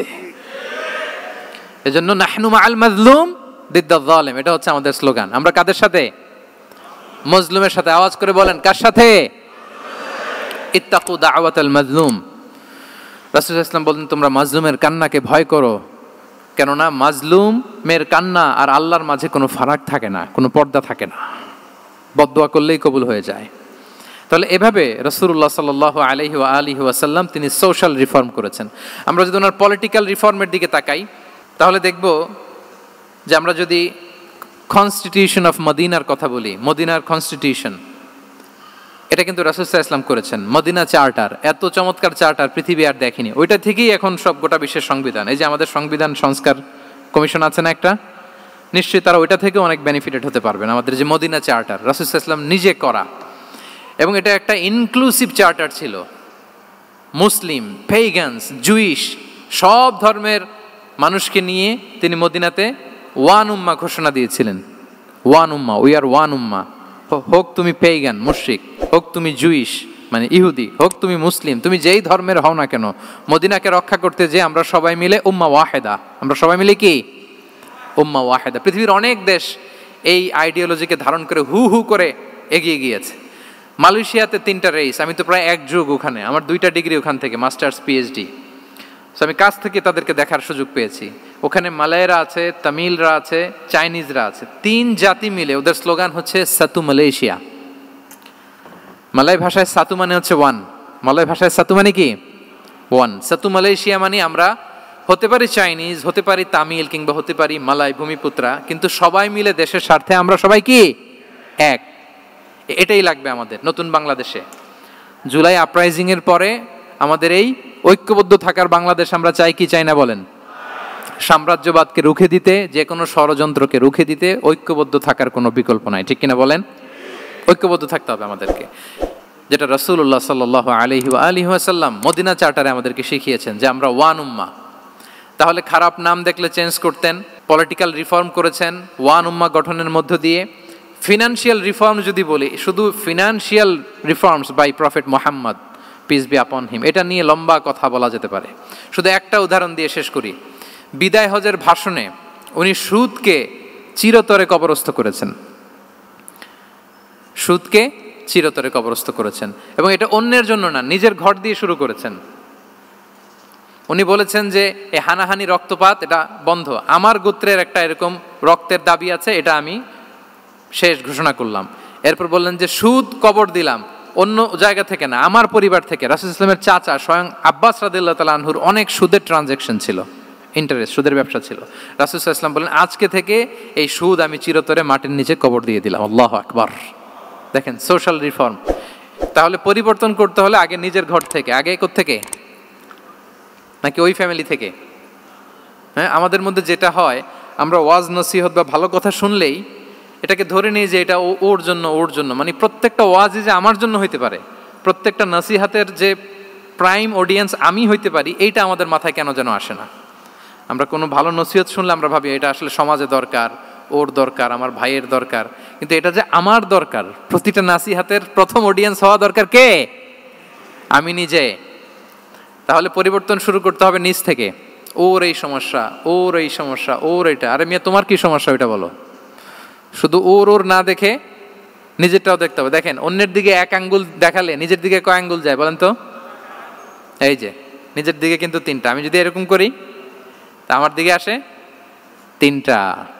এজন্য নিজ থেকে, নিজের ফ্যামিলি থেকে আমরা সংস্কার শুরু করব। কি বলেন? ওমরে ফারুক রাদিয়াল্লাহু তাআলা আনহু যখন ফ্যামিলি মিটিংয়ে বসতেন, উনি ওনার সন্তানদেরকে বলতেন, শোনো, তোমরা খলিফাতুল মুসলিমিন, আমিরুল মুমিনিনের সন্তান। তোমাদের কোনো বাজে কাজ যদি সমাজে আসে, তোমাদের কোনো অন্যায় যদি আমার কানে আসে, অন্যের জন্য যা শাস্তি তোমাদের জন্য হবে ডবল শাস্তি। ওমরে ফারুক সন্তানদেরকে বলতেন, তোমরা যদি কোনো ভুল করো, একটা যদি হদ কায়েম করা লাগে এমন অন্যায় যদি করো, একটা হচ্ছে আল্লাহর দেয়া হদ, আর একটা হবে আমি উমরের দেয়া হদ। আমার মতো খলিফাতুল মুসলিমিনের সন্তান হয়ে পাপ তুমি কেন করলে? দেখেন অন্যের বাচ্চা কি করছে, অন্যের, আমাদের তো ওই মেয়েটার সমস্যা, ওনার ছেলের সমস্যা, এগুলো আমার ছেলের যে কি অবস্থা, আমার পরিবারের যে কি হালাত, আমার স্ত্রীর যে কি দশা, ওইটা নিয়ে আমরা ভ্রুক্ষেপ করি না বা চিন্তা করি না। তাহলে সম্মানিত সুধীমণ্ডলী, আমরা পরিবর্তন শুরু করব কোত্থেকে? অন্যের বাড়িঘর থেকে নাকি? হ্যাঁ, কোত্থেকে? নিজ থেকে। আল্লাহ তাআলা আমাদেরকে তৌফিক দান করুক। 5 নম্বরে হচ্ছে ওপেন মাইন্ডেড। আমার প্রিয় নবী বলেন, ওপেন মাইন্ডেড ছিলেন না ন্যারো মাইন্ডেড? সবাই বলবেন, গ্যালারির সবাই আওয়াজ করে, তিনি ওপেন মাইন্ডেড না ন্যারো মাইন্ডেড ছিলেন? রাসূলুল্লাহ সাল্লাল্লাহু আলাইহি ওয়া আলিহি ওয়াসাল্লাম ওপেন মাইন্ডেড ছিলেন। যে কেউ ওনাকে অ্যাপ্রোচ করতেন পারতেন easily, he was very approachable. ছোট বড় আবাল বৃদ্ধ বনিতা ওনার সাথে কথা বলতে স্বাচ্ছন্দ্য বোধ করতো, ভয় পেত না। এজন্য সিরাতের পরতে পরতে দেখবেন এক শিশু এসে প্রশ্ন করে, নারী এসে প্রশ্ন করে, বৃদ্ধ এসে প্রশ্ন করে, বন্ধু এসে প্রশ্ন করে, শত্রু এসে কনভারসেশন করে, সবাই এসে ওনার সাথে কথা বলতে পারতো। সুবহানাল্লাহ। এবং এগুলো উনি অ্যাকোমোডেট করতে পারতেন। কি করতে পারতেন? অ্যাকোমোডেট করতেন। ছোট্ট একটা উদাহরণ দেই, আসির আল হালাবিয়া থেকে নেয়া একটা বিখ্যাত সিরাতের গ্রন্থ। বদরের যুদ্ধে রাসূল সাল্লাল্লাহু আলাইহি ওয়াসাল্লাম বদরের মাঠে সেনা ক্যাম্প স্থাপন করলেন। কি ক্যাম্প? সেনা ক্যাম্প স্থাপন করলেন। আল হুবাব ইবনুল মুনজির রাদিয়াল্লাহু তাআলা আনহু এক সাহাবী, উনি বললেন, ইয়া রাসূলুল্লাহ, এই যে সেনা শিবির যে এখানে স্থাপন করলেন, এটা কি আপনার নিজের ইচ্ছায় না আল্লাহর আদেশে? দেখেন, সেনাপতিরে কোনো সাধারণ সৈনিক এই প্রশ্ন করতে পারে? করলে চাকরি থাকবে? কিন্তু রাসূল সাল্লাল্লাহু আলাইহি ওয়াসাল্লামের কাছে সাহস নিয়ে আল হুবাব ইবনুল মুনজির বলে, ইয়া রাসূলুল্লাহ, এই যে সেনা শিবির স্থাপন করলেন, এটা কি আপনার ইচ্ছায় নাকি এটা ওয়াহি? রাসূল সাল্লাল্লাহু আলাইহি ওয়াসাল্লাম বললেন, না, এটা ওয়াহি না, এটা ওয়াহি না, বাল হুয়া রায়ু ওয়াল হারবু ওয়াল মাকিদা, না, এটা যুদ্ধের কৌশল হিসেবে আমি করেছি। আল হুবাব ইবনুল মুনজির বললেন, ইয়া রাসূলুল্লাহ, তাহলে সঠিক জায়গায় সেনা ক্যাম্প স্থাপন হয় নাই। রাসূলের দিকে তাকিয়ে বলতেছেন যে আপনি যেখানে করছেন ওখানে ঠিক হয় না ইয়া রাসূলুল্লাহ, আপনি অভয় দিলে আমি বলতে পারি কোথায় ঠিক হবে। রাসূল সাল্লাল্লাহু আলাইহি ওয়াসাল্লাম বললেন, তাই? আমি যেটা করছি এটা ঠিক হয় নাই, তাহলে কোনটা ঠিক বলো? উনি বললেন, ওই যে বদরে একটা কুয়া আছে যেখানে পানির ব্যবস্থা আছে, ওইটার সামনে ব্যারিকেড দিয়ে আমাদের শিবির করতে হবে, তাহলে আমরা বদরের কুয়া থেকে পানি খাইতে পারবো, সারাদিন পানি খাবো, আর কাফিররা যুদ্ধে তো মারা যাবে, পানির অভাবে মারা যাবে। সুবহানাল্লাহ পড়বেন না? রাসূল সাল্লাল্লাহু আলাইহি ওয়াসাল্লাম বললেন, আরে তাই তো, তুমি তো ঠিকই বলেছো, এভাবে তো আমি ভেবে দেখিনি। আবার তিনি অ্যানাউন্স করে দিলেন যে সেনা শিবির এখানে যেই তাঁবু টাঙানো হয়েছে এখান থেকে মুভ করে আল হুবাব যেখানে ইন্ডিকেট করেছে ঠিক ওই জায়গায় যে শিবির স্থাপন করো। তাহলে আওয়াজ করে বলুন, ওপেন মাইন্ডেড না ন্যারো মাইন্ডেড? আমরা অনেক সময় আমাদের অধীনস্থদের কথা শুনতে চাই না। অনেক সময় অধীনস্থদের মাথা থেকেও দারুণ দারুণ দুর্দান্ত আইডিয়া চলে আসতে পারে। ইগনোর করবেন না সব সময়, আপনি দেখবেন যে তার কাছ থেকে ভালো আইডিয়া এসছে কিনা। তাহলে রাসূল সাল্লাল্লাহু আলাইহি ওয়াসাল্লাম এটাকে ইগনোর না করে অ্যাকোমোডেট করলেন। সুবহানাল্লাহ। খন্দক যুদ্ধের কথা যদি দেখি, পরীক্ষা খননের অ্যাডভাইস কে দিয়েছিল? মক্কার কোন লোক? মদিনার? কে দিয়েছিল? সালমান আল ফারিসি। বাড়ি কোথায়? ইরান, পারস্য। হি ওয়াজ পার্সিয়ান বেসিকলি। তাহলে দেখেন, সেই পারস্য থেকে এসে বললেন যে এখানে পরীক্ষা খনন করলে ভালো হয়। 5.5 কিলোমিটার পরীক্ষা খনন করে ফেললেন। 4.5 মিটার প্রশস্ত, 3.5 মিটার হচ্ছে এটার ডেপথ। পুরো মদিনার সবাই মিলে এটা করে ফেললেন। তার মানে আমি সব বুঝি, আমি সব জানি, এই মেন্টালিটি থেকে আমাদের বেড়ে আসতে হবে। এটা হচ্ছে একটা ন্যারো মাইন্ডেড পার্সোনালিটির অধিকারী, যে আমি যেটা বলছি ওইটা, এটার পরে কোনো কথা নেই, এটা ভুল। বরং আমার টিমের মধ্যে থেকে যদি কোনো ভালো অপিনিয়ন আসে সেটা আমি রিভাইজ করব। কি বলেন, পারা যাবে না? তাহলে ওপেন মাইন্ডেড পার্সোনালিটি ছিলেন রাসূলুল্লাহ সাল্লাল্লাহু আলাইহি ওয়াসাল্লাম। 6 নম্বর মাইন্ডসেট হচ্ছে এন্টারপ্রেনাল মাইন্ডসেট। এন্টারপ্রেনাল, এখন তো এটা আপনারা সবাই খুব বেশি শোনেন, এন্টারপ্রেনারশিপ, এন্টারপ্রেনাল মাইন্ডসেট আসলে অনেক কিছুর সমন্বয় হয়। 1 নম্বর, যার প্রোঅ্যাক্টিভ অ্যাটিটিউড যাদের থাকে, solution focused, not problem focused. Problem সৃষ্টি হইলে ওইদিকে ফোকাস না করে কিভাবে সলিউশন করা যায় ওইদিকে ফোকাস করতেন। এরপর যে হিউম্যান রিসোর্সের ভালো ম্যানেজ করতে পারে, রিসোর্স কম কিন্তু to take the best out of this resource. অনেকে দেখবেন যে ছোট্ট জিনিসকে অর্গানাইজ করে এত সুন্দর প্রেজেন্টেশন করে, আবার অনেকের অনেক আছে কিন্তু সেটাকে প্রেজেন্ট করতে পারে না, এরকম আছে না নাই? রাসূল সাল্লাল্লাহু আলাইহি ওয়াসাল্লাম অল্প রিসোর্স দিয়ে অনেক বড় কিছু অ্যারেঞ্জ করতে পারতেন, সুবহানাল্লাহ। এবং he was a very good talent hunter. রাসূল সাল্লাল্লাহু আলাইহি ওয়াসাল্লাম একজন চৌকস ট্যালেন্ট হান্টার ছিলেন। He was a very good observer. সাহাবীদের কার কি ট্যালেন্ট এটা তিনি নোট করতেন। যার যে দক্ষতা তাকে তার ওই দক্ষতা দিয়ে ইসলামের সেবা করতে উৎসাহ দিতেন। যখনই কোনো প্রতিভাবান সাহাবীকে তিনি দেখেছেন, তিনি ইসলামের জন্য সেই প্রতিভাকে কাজে লাগানোর চেষ্টা করেছেন। একজনকে দিয়ে সবটা করেননি। আমাদের সমাজে এই একটা ভুল ধারণা আছে, আমরা অনেকে একজনের কাছ থেকে সব কামনা করি। একজন সব করতে পারে না, পারে? যারা পারেও কোনোটাই ভালোভাবে পারে না, সব পারে একটু একটু পারে। তো রাসূল সাল্লাল্লাহু আলাইহি ওয়াসাল্লাম ট্যালেন্ট হান্টার ছিলেন, যার যেখানে ট্যালেন্ট তাকে ওই কাজে লাগাতেন। বলেন তো খালিদ বিন ওয়ালিদ রাদিয়াল্লাহু তাআলা আনহুকে আল্লাহ রাসূল সাল্লাল্লাহু আলাইহি ওয়াসাল্লাম কি কাজে লাগিয়েছিলেন? অনেক পরে ইসলাম ধর্ম গ্রহণ করেছেন, কিন্তু যুদ্ধের অভিযানে পাঠিয়েছেন এবং পরবর্তীতে তিনি সেনাপ্রধান হয়েছিলেন মুসলিম ব্যাটালিয়নের। কারণ উনি ওয়ার স্ট্র্যাটেজি জানতেন। ওনার আক্রমণের কারণে তো উহুদের প্রান্তরে মুসলিমরা প্রায় নাস্তানাবুদ হওয়ার অবস্থা, তাই না? অনেক পরে আল্লাহ তাআলা ওনাকে ইসলামের জন্য কবুল করলেন। তাহলে উনি ওয়ার স্ট্র্যাটেজি জানতেন, ফলে রাসূল সাল্লাল্লাহু আলাইহি ওয়াসাল্লাম ওনাকে যুদ্ধের জন্য কাজে লাগিয়েছেন। তাহলে সবাইকে একটা দিলে হবে না, প্যারাসিটামল 3 বেলা সবার জন্য হবে নাকি যার যে রোগ সে অনুযায়ী প্রেসক্রিপশন? হ্যাঁ, খালিদ বিন ওয়ালিদ রাদিয়াল্লাহু তাআলা আনহু তিনি সমরবিদ ছিলেন, রণকৌশলী। ওনাকে বানিয়েছেন সেনাপ্রধান। আওয়াজ করে বলুন, কি প্রধান? উনি সেনাপ্রধান হয়েছিলেন। আচ্ছা, আপনারা হাসান বিন সাবিত রাদিয়াল্লাহু তাআলা আনহুর নাম শুনেছেন নিশ্চয়ই। ওনাকেও তো যুদ্ধের ময়দানে পাঠিয়েছেন না? ওনারা পাঠিয়েছেন। ওনারা দিয়ে কি করছেন বলেন? কবিতা লিখতেন। ওনার কাব্য প্রতিভা ছিল। উনি বেসিক্যালি যুদ্ধ করতে জানতেন না, এজন্য রাসূল সাল্লাল্লাহু আলাইহি ওয়াসাল্লাম যুদ্ধে ওনাকে পাঠাতেনও না। বিভিন্ন যুদ্ধে ওনাকে না পাঠিয়ে নারীদেরকে, মদিনার নারী শিশু ভালনারেবলস যারা আছে তাদেরকে দেখভাল করার জন্য মদিনায় উনি রেখে যেতেন, কারণ আল্লাহ তাআলা ওনাকে কাব্য প্রতিভা দিয়েছিলেন। ওনার এক এক কবিতা পড়লে গায়ের লোম খাড়া হয়ে যায়, you will have goosebumps, literally আপনার গায়ের পশম দাঁড়িয়ে যাবে। এবং উনি ওনার কবিতা দিয়ে মুসলিমদেরকে, সাহাবীদেরকে উজ্জীবিত করতেন। মসজিদে নববীতে আল্লাহ রাসূল সাল্লাল্লাহু আলাইহি ওয়াসাল্লাম ওনার মিম্বারের পাশে শুধু হাসান বিন সাবিতের রাদিয়াল্লাহু তাআলা আনহুর জন্য আলাদা একটা মিম্বার বানিয়েছিলেন, যে হাসান তুমি ওখানে উঠে কবিতা লিখে আমার সাহাবাদেরকে উজ্জীবিত করবে জিহাদের জন্য। আল্লাহু আকবার। তাহলে একজনকে সেনাপ্রধান, আরেকজনকে জাতীয় কবি, আরেকজনকে হাসান বিন সাবিত রাদিয়াল্লাহু তাআলা আনহুকে কি বানালেন? জাতীয় কবি বানালেন। আচ্ছা, হুযাইফা ইবনুল ইয়ামান রাদিয়াল্লাহু তাআলা আনহু, ওনার ছিল ডিটেকটিভ মাইন্ড, এজন্য ওনাকে রাসূল সাল্লাল্লাহু আলাইহি ওয়াসাল্লাম মদিনার গোয়েন্দা বিভাগের প্রধান বানিয়েছেন, head of detective division. Huzaifa ibnul Yaman ছিলেন মদিনার কি? হেড অফ ইন্টেলিজেন্স, গোয়েন্দা বিভাগের প্রধান। মুআয ইবনে জাবাল রাদিয়াল্লাহু তাআলা আনহু প্রশাসনিক কাজ খুব ভালো বুঝতেন। মদিনার সবচাইতে বড় সিনিয়র আমলা ছিলেন মদিনা রাষ্ট্রের সবচাইতে সিনিয়র আমলা মুআয ইবনে জাবাল রাদিয়াল্লাহু তাআলা আনহুকে রাসূল সাল্লাল্লাহু আলাইহি ওয়াসাল্লাম কবিতা লেখার দায়িত্বও দেন নাই, গোয়েন্দাগিরি করতে দেন নাই, ওনাকে ইয়ামানের গভর্নর করে পাঠিয়েছেন। সুবহানাল্লাহি বিহামদি। তাহলে যার যে যোগ্যতা তাকে সেই জায়গায় কাজে লাগানো, এটাকে বলে এন্টারপ্রেনাল মাইন্ডসেট। এটা কি বলে? এন্টারপ্রেনাল মাইন্ডসেট। আল্লাহ হাবিব সাল্লাল্লাহু আলাইহি ওয়াসাল্লামের এই মাইন্ডসেট ছিল। 7 নম্বর মাইন্ডসেট হচ্ছে কনসিডারেট মাইন্ডসেট। কনসিডারেট মানে হচ্ছে সুবিবেচক, যার বিবেচনা আছে, অথবা যে অন্যের প্রতি সহানুভূতিশীল, উচ্চ বিবেকবোধ সম্পন্ন ব্যক্তিত্ব। রাসূল সাল্লাল্লাহু আলাইহি ওয়াসাল্লাম he was the man of 6 senses. ওনার 6টা সেন্স কাজ করতে একসাথে। কয়টা? আমাদের করে কয়টা? 5টা তো আল্লাহ দিছে, অনেকের 3টাও কাজ করে না। কোন দিক দিয়ে কি হচ্ছে? দিন দুনিয়ায় নাই, সে একেবারে অন্য জগতের মানুষ। কি হচ্ছে চোখ কান খোলা নাই, কিছু জানা নাই।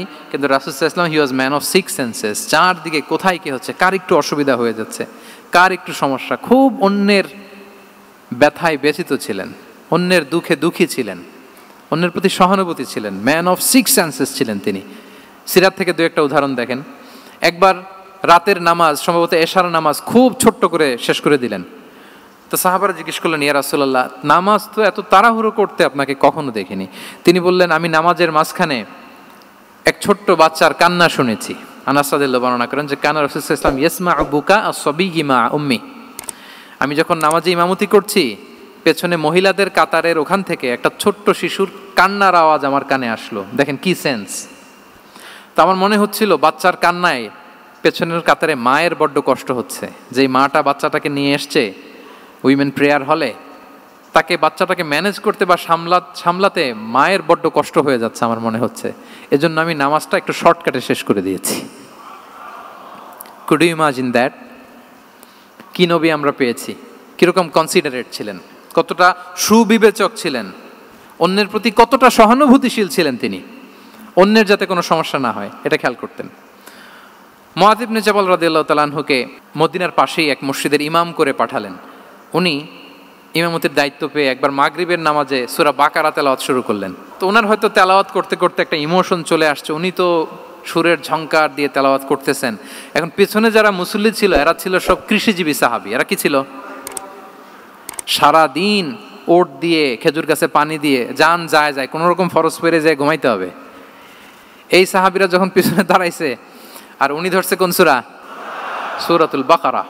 এখন ওনারা তো আর থাকতে পারে না, ওনার সাথে থাকতে না পারে এক সাহাবী নামাজ রেখে দিয়ে ডাইরেক্ট রাসূল সাল্লাল্লাহু আলাইহি ওয়াসাল্লামের কাছে, কারণ বড় হুজুর তো আছে মদিনায়, যে বিচার দিছে ইয়া রাসূলুল্লাহ, দেখেন এমন একজনকে ইমাম করে অ্যাসাইন করেছেন, উনি মাগরিবের সালাতে সূরা বাকারা পড়ে, আর আমরা হচ্ছি কৃষিজীবী শ্রমজীবী সাহাবী, আমাদের তো এত বড় কেরাতের সাথে জয়েন করা সম্ভব না। রাসূল সাল্লাল্লাহু আলাইহি ওয়াসাল্লাম রেগে গেলেন, চেহারাটা আগুনের গোলার মতো লাল হয়ে গেল। মুআয ইবনে জাবাল রাদিয়াল্লাহু তাআলা আনহুকে ডেকে পাঠালেন, ডেকে বললেন, আফাত্তানুন আনতা ইয়া মুআয, আফাত্তান, তুমি কি ফিতনা সৃষ্টি করতেছো? ওখানে পাঠাইছি কমিউনিটির ইউনিটি ধরে রাখার জন্য, তুমি ওখানে যে ফিতনা সৃষ্টি করতেছো।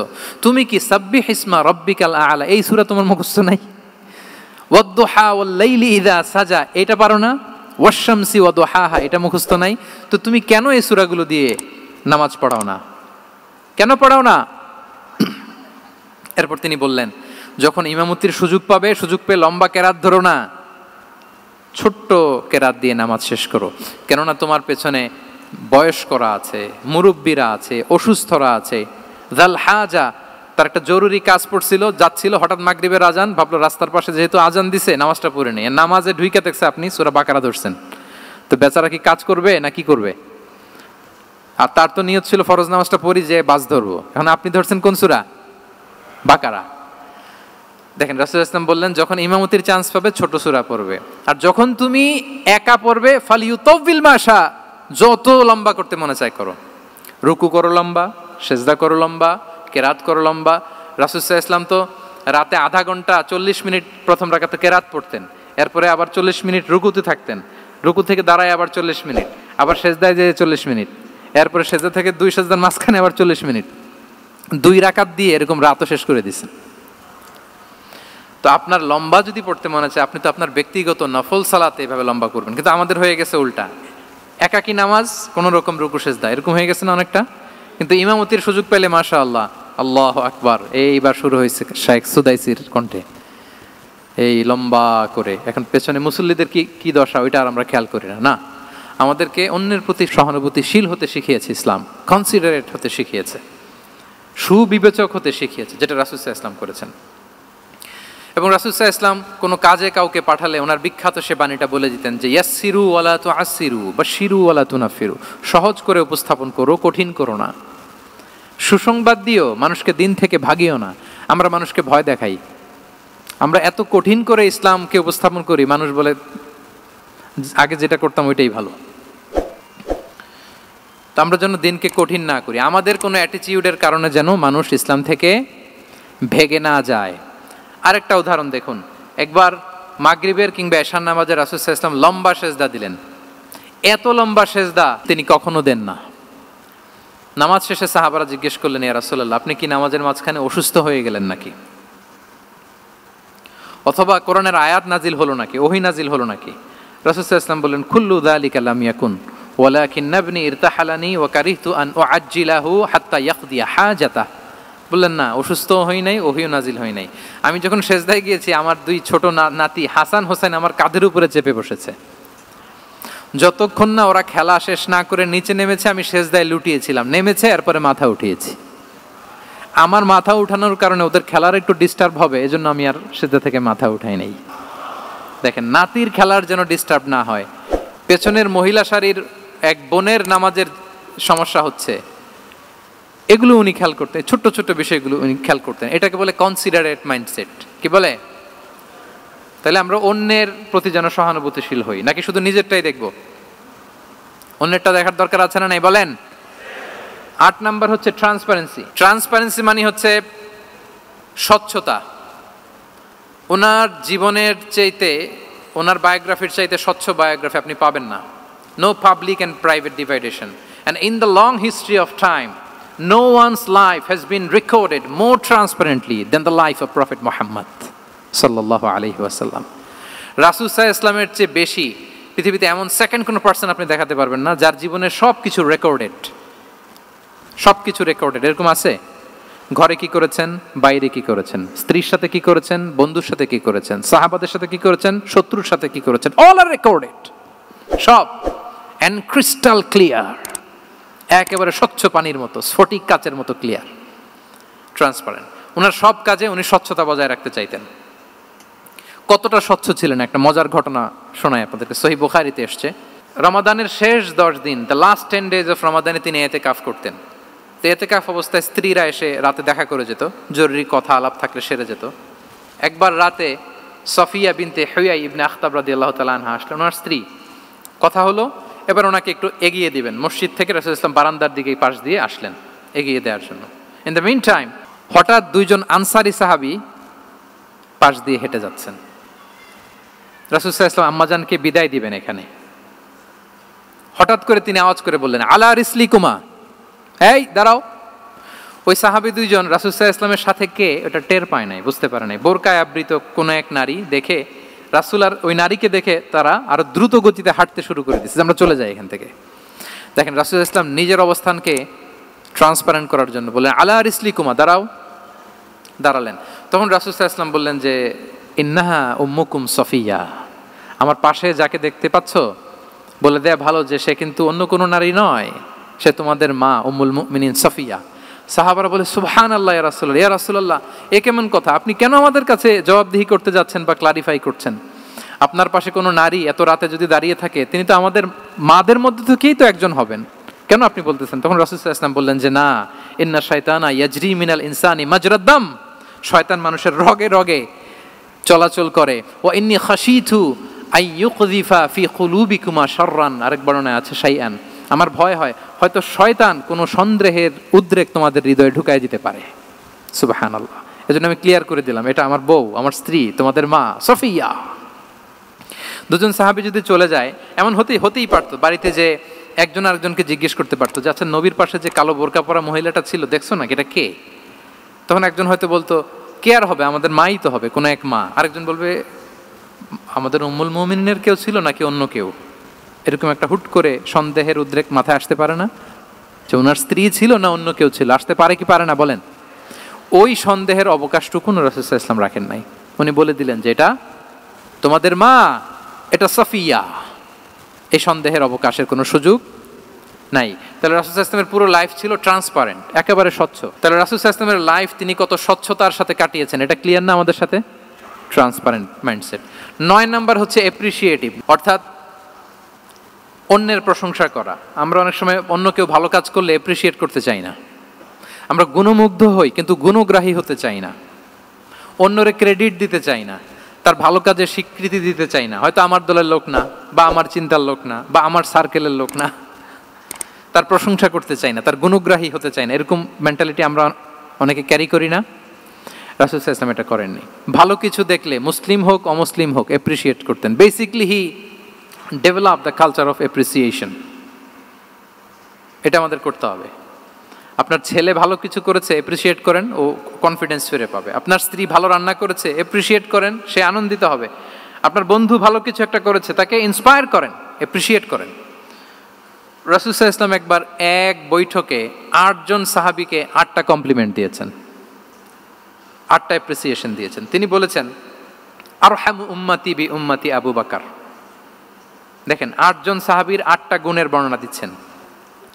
তিনি বললেন আমার উম্মতের মধ্যে সবচাইতে রহম দিলের সাহাবী হচ্ছে কে?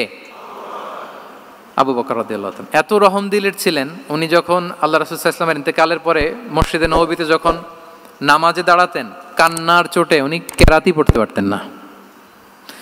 কমপ্লেন করতো সাহাবারা যে আমরা তো কেরাত বুঝি না, একটু স্পষ্ট করে পড়েন, কান্না একটু থামান। কেন কাঁদতেন? কারণ উনি যখন নামাজে দাঁড়াতেন ওনার ফিলিংসটা হতো এরকম যে কাইফা আকুমু মাকামা রাসূলিল্লাহ, আমি রাসূলের জায়গায় কিভাবে দাঁড়াই, এখানে তো আমার রাসূল দাঁড়িয়ে ইমামতি করেছেন, আমি নবীর জায়গায় দাঁড়িয়ে কিভাবে নামাজটা পড়াই। এই অনুভব থেকে উনি যে কাঁদতে শুরু করতেন, এই কান্নার ধাক্কায় উনি আর তেলাওয়াতই আগাতে পারতেন না। আরহামু উম্মতি বি উম্মতি আবু বকর, আমার উম্মতের মধ্যে সবচাইতে রহম দিলের হচ্ছেন আবু বকর। ও আসাদ্দুহুম ফি আমরিল্লাহি ওমর, দেখেন প্রশংসা করতেছেন। আর আমার উম্মতের মধ্যে আল্লাহর দিন বাস্তবায়নে সবচাইতে কঠোর হচ্ছে ওমর। মুনাফিকরা ওনাকে জমের মতো ভয় পেত, ইভেন শয়তান ভয় পেত। রাসূল সাল্লাল্লাহু আলাইহি ওয়াসাল্লাম বলেন ওমর, তুমি যদি এই রাস্তা দিয়ে হাঁটো, শয়তান যদি দেখতে পায়, শয়তান এই রাস্তা রেখে দিয়ে অন্য কোনো রাস্তা থাকলে ওইটা দিয়ে হাঁটে। সুবহানাল্লাহি বিহামদি।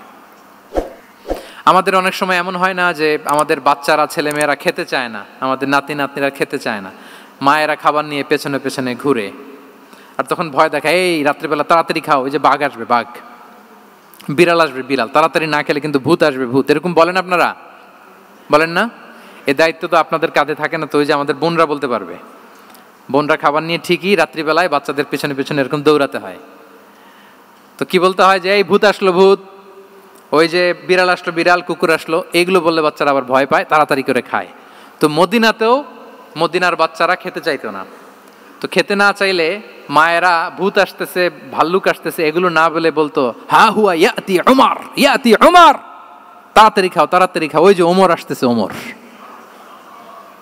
সুবহানাল্লাহি বিহামদি। ওয়া আশাদ্দুহুম ফি আমরিল্লাহি উমর, আল্লাহর দিন বাস্তবায়নে সবচাইতে কঠোর ছিলেন ওমর রাদিয়াল্লাহু তাআলা আনহু।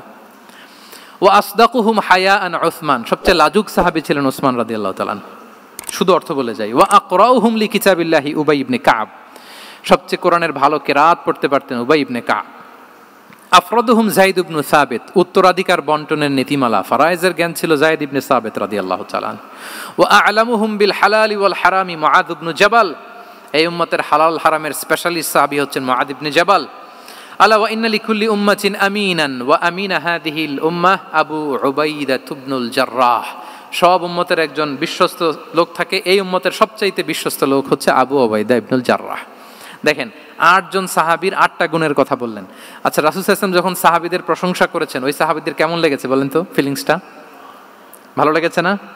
হৃদয়ে জুড়িয়েছে, ইন্সপায়ার্ড হয়েছেন, মোটিভেটেড হয়েছেন। সাহাবীদের মধ্যে সবচাইতে সুরেলা গলার কণ্ঠের অধিকারী ছিলেন আবু মুসা আল-আশআরী রাদিয়াল্লাহু তাআলা আনহু। তো রাসূল সাল্লাল্লাহু আলাইহি ওয়াসাল্লাম একবার রাত্রিবেলা তার বাসার পাশ দিয়ে যাচ্ছিলেন, দীর্ঘ সময় ওনার কণ্ঠের তেলাওয়াত শুনলেন। পরের দিন সকালে বললেন যে আবু মুসা, তুমি তো চমৎকার গলায় তেলাওয়াত করো। আবু মুসা বলে, ইয়া রাসূলুল্লাহ, আমি তো কোনোদিন আপনার সামনে দাঁড়িয়ে তেলাওয়াত করি না, আপনি কি করে জানলেন?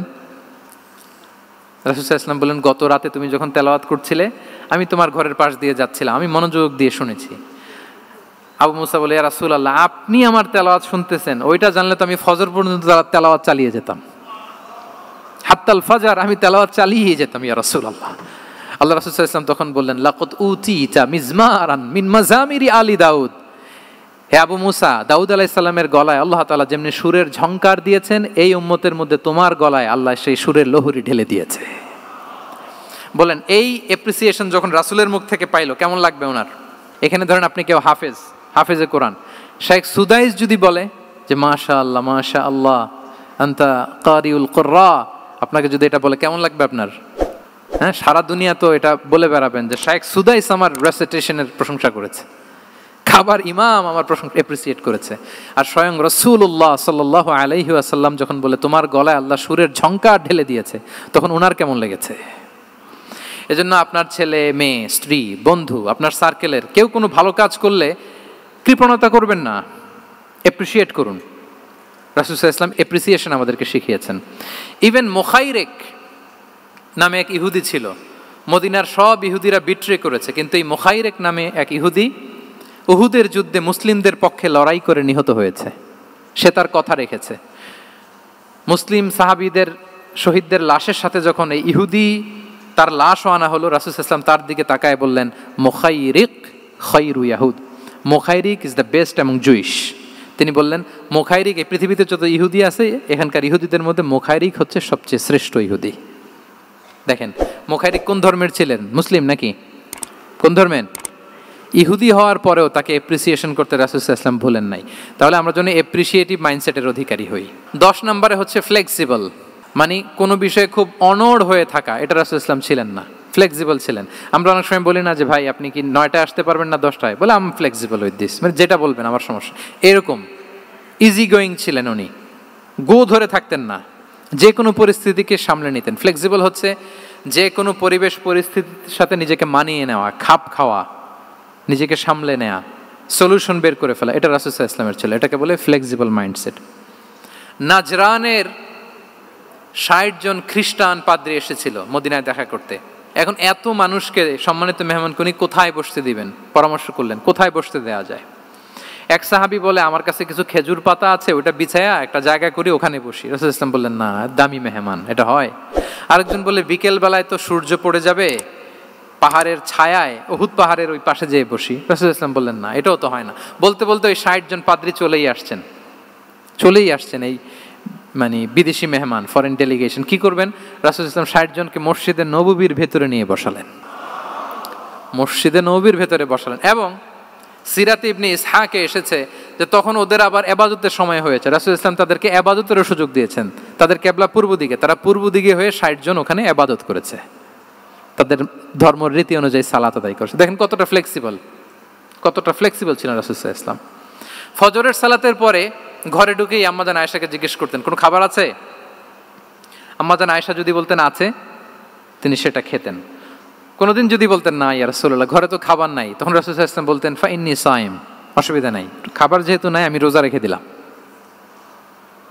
কত ইজি গোয়িং। আচ্ছা আমরা হলে কি করতাম বলেন তো? ফজরের পরে ঘরে গেছেন, আপনি বড় সাহেব না, এবার যাওয়ার পরে জিজ্ঞেস করছেন কি আছে খাবার দাও, যদি বলে ঘরে কিছু নাই, কি বলবেন দেখি? কয়েকটা উত্তর আসুক।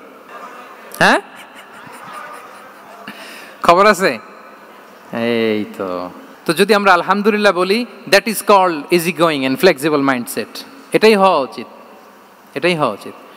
খাবার থাকলে খেতেন, না থাকলে বলতেন okay I am fasting, it's not a big deal, ফা ইন্নী সাইম, যেহেতু নাই কি আর করবো, আমি রোজা রেখে দিলাম। এরকম ইজি গোয়িং ছিলেন। দেখেন his life was so simple but so special. Muhammad সাল্লাল্লাহু আলাইহি ওয়াসাল্লাম তাহলে ফ্লেক্সিবল ছিলেন। 11 নম্বর হচ্ছে অপটিমিস্টিক মাইন্ডসেটের অধিকারী ছিলেন। অপটিমিস্টিক, প্যাসিমিস্টিক ছিলেন না, মানে ইতিবাচক চিন্তা করতেন সবসময়। কি চিন্তা করতেন? আপনি আজকের এই হলরুমের কিছু ভুল ধরতে পারবেন না? যদি বলে যে কয়েকটা ভুল ধরেন, বলবেন যে এই সমস্যা, সাউন্ডের সমস্যা, ওইদিকে এটা নাই, ওইদিকে এটা নাই, এটা হচ্ছে ভুল। আপনি প্যাসিমিস্টিকটা ধরলেন। এবার যদি বলা হয় আজকের এই প্রোগ্রামের কয়েকটা পজিটিভ দিক বলেন, তখন আপনি কিন্তু কয়েকটা পয়েন্ট বের করতে পারবেন যে এটা ছিল একটা ইতিবাচক দিক, এই প্রোগ্রামের এটা ছিল একটা পজিটিভ দিক। তো রাসূল সাল্লাল্লাহু আলাইহি ওয়াসাল্লাম ওই পজিটিভ দিকগুলোতে ফোকাস করতেন। Come back positive, not go back negative. রাসূল সাল্লাল্লাহু আলাইহি ওয়াসাল্লামের কাছে এসে যদি কেউ বলতে ইয়া রাসূলুল্লাহ আমি খুব অসুস্থ, রাসূল সাল্লাল্লাহু আলাইহি ওয়াসাল্লাম বলতেন লা বাসা আলাইকা তুহুরুন ইনশাআল্লাহ। ইয়া রাসূলুল্লাহ আমি অসুস্থ, রাসূল সাল্লাল্লাহু আলাইহি ওয়াসাল্লাম বলতেন আরে don't worry, it will cleanse up you from your sins if আল্লাহ উইশ, ইনশাআল্লাহ এতে তোমার যে গুনাহ টুনা আছে, পাপ আছে, এই পাপগুলোকে আল্লাহ তাআলা এই অসুস্থতা দিয়ে মোচন করে দিচ্ছেন। পড়েন সুবহানাল্লাহ। তাহলে আপনি অসুস্থতার মধ্যে একটু হালকা হইলেন না, যে জ্বরে ভুগতেছি কিন্তু এই জ্বরে নাকি আমার গুনাহ মাফ হয়ে যায়। পেটের ব্যথায় আক্রান্ত, মাথা ব্যথায় আক্রান্ত, কিন্তু এটাতে নাকি আল্লাহ আমার পাপ মোচন করে দেয়, তাহলে একটু ভালো লাগবে না? তাহলে দেখেন একটা কঠিন পরিবেশকে রাসূল সাল্লাল্লাহু আলাইহি ওয়াসাল্লাম সহজ করতেন। অসুস্থ শুনলেই লা বাস তুহুরুন ইনশাআল্লাহ, আর কিছু হবে না, আল্লাহ তোমার গুনাহ মাফ করে দিচ্ছে। অসুস্থ ব্যক্তি দেখলেই মাথায় হাত দিয়ে দোয়া করতেন আল্লাহুম্মা রাব্বান নাস আযহিবিল বাস ইশফি আনতাশ শাফি লা শিফাআ ইল্লা শিফাউক শিফাআন লা ইউগাদিরু সাকামা। উজ্জীবিত হয়ে যেত অসুস্থ ব্যক্তি। আমরা কি করি? কাউকে অসুস্থ দেখলে, রোগাক্রান্ত দেখলে, ওই রোগে সবচাইতে কষ্ট পেয়ে যে মারা গেছে তার ঘটনা বলা শুরু করি যে হায় রে ভাই আপনার ক্যান্সার, আমার এক খালা ছিল ক্যান্সারের 4th স্টেজে চলে গেছিল, 14টা কেমো দেয়া লাগছে, এই যে ফিরিস্তি একেবারে ওনার দাফন কাফন পর্যন্ত। এখন বলেন ওই লোক যাও সুস্থ ছিল, এখন আর সুস্থ থাকবে? কথা বলেন, থাকবে? একটা দিব্যি সুস্থ মানুষকে যদি আপনি বলেন ভাই আপনাকে দেখতে কেমন যেন একটু রোগা রোগা লাগতেছে, অসুস্থ নাকি? এরপরে প্ল্যান করে ধরেন আপনি বললেন, উনি আবার ওদিকে যাওয়ার পরে আরেকজনকে প্ল্যান করে বলতে বললেন, ও বললো ভাই ব্যাপার কি, চেহারাটা কেমন শুকনা শুকনা। এরকম 5 জন বলার পরে ওই বিকেলে কাঁথা গায়ে দিয়ে শুয়ে ফেলবে বিছানায়। তবে আপনি অসুস্থ এমনি বানায় ফেলছেন। কিন্তু রাসূলুল্লাহ সাল্লাল্লাহু আলাইহি ওয়া আলিহি ওয়াসাল্লাম উনি বলতেন লাবাস লাবাস আলাইক তাহুরুন ইনশাআল্লাহ, আরে সুস্থ হয়ে যাবা। এজন্য দেখতে গেলে আপনি উৎসাহিত করবেন, বলবেন আরে ভাই আপনারা তো খুব সুস্থ লাগতেছে। কে বলছে আপনি অসুস্থ? অসুস্থতার কোনো ছোঁয়াই তো আপনার মধ্যে নাই। হ্যাঁ, you are looking very fine, চমৎকার লাগতেছে আপনার, কে বলছে? তো ভালো হয়ে যাচ্ছেন। এটা বললে উনি আশা পায়। আর আপনি যদি ওই রোগে সবচেয়ে কষ্ট পেয়ে যে মারা গেল, এই ঘটনা যদি ওনারে শোনান, উনি বাঁচবে বলেন? তাহলে আমরা মানুষকে উৎসাহিত করব, অপটিমিস্টিক হব, প্যাসিমিস্টিক হব না। এবার বলুন হুনাইনের যুদ্ধে, কুইজ, হুনাইনের যুদ্ধ কত হিজরিতে হয়েছিল? 8ম। হ্যাঁ, মাত্র 2-4 জন বলতেছে। আমাদের ওই যে হাসানা ফাউন্ডেশনের একটা সিরা অলিম্পিয়াড চলতেছে, এটাতে অংশগ্রহণ করতে হবে আপনাদের।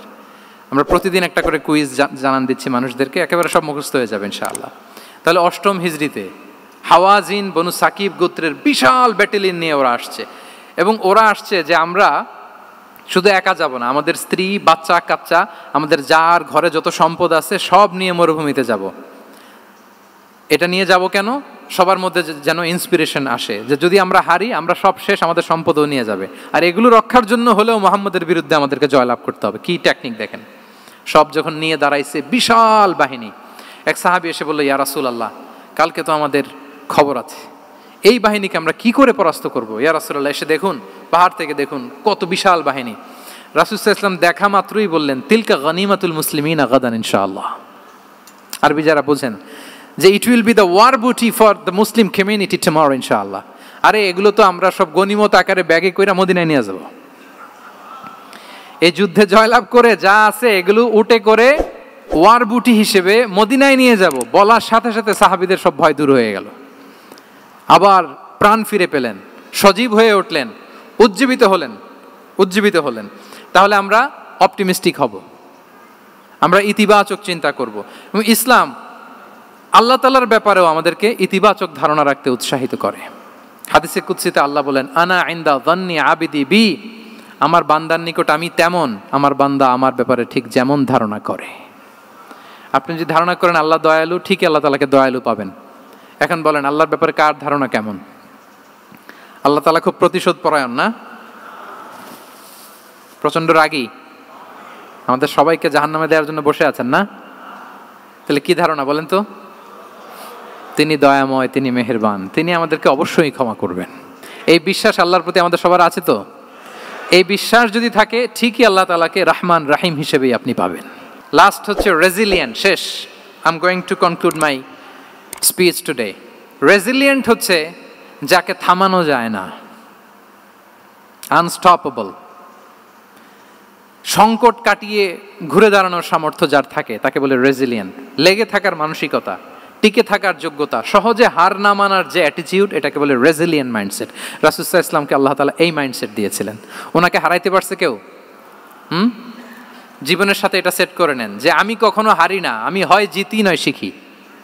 আমি কখনো হয় জিতি নয় শিখি। এই মাইন্ডসেট যদি গ্রো করেন, আপনার হারাইতে পারবে কেউ? পারবে না। রাসূল সাল্লাল্লাহু আলাইহি ওয়াসাল্লাম he was unstoppable, having unbelievable সাবর।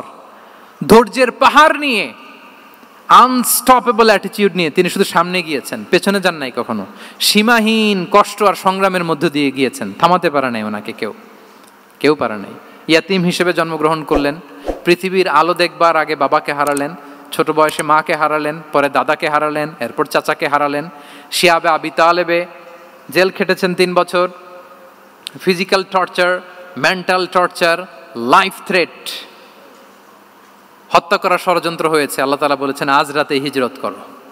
Black magic করা হয়েছে। লাবিদ ইবনুল আসাম, এক ইহুদিদের মিত্র, ওনাকে ব্ল্যাক ম্যাজিক করেছে। মারার জন্য খাদ্যে বিষ মিশিয়ে দেওয়া হয়েছিল। বাজুর মাংস, খাসির বাজুর মাংস পছন্দ করতেন।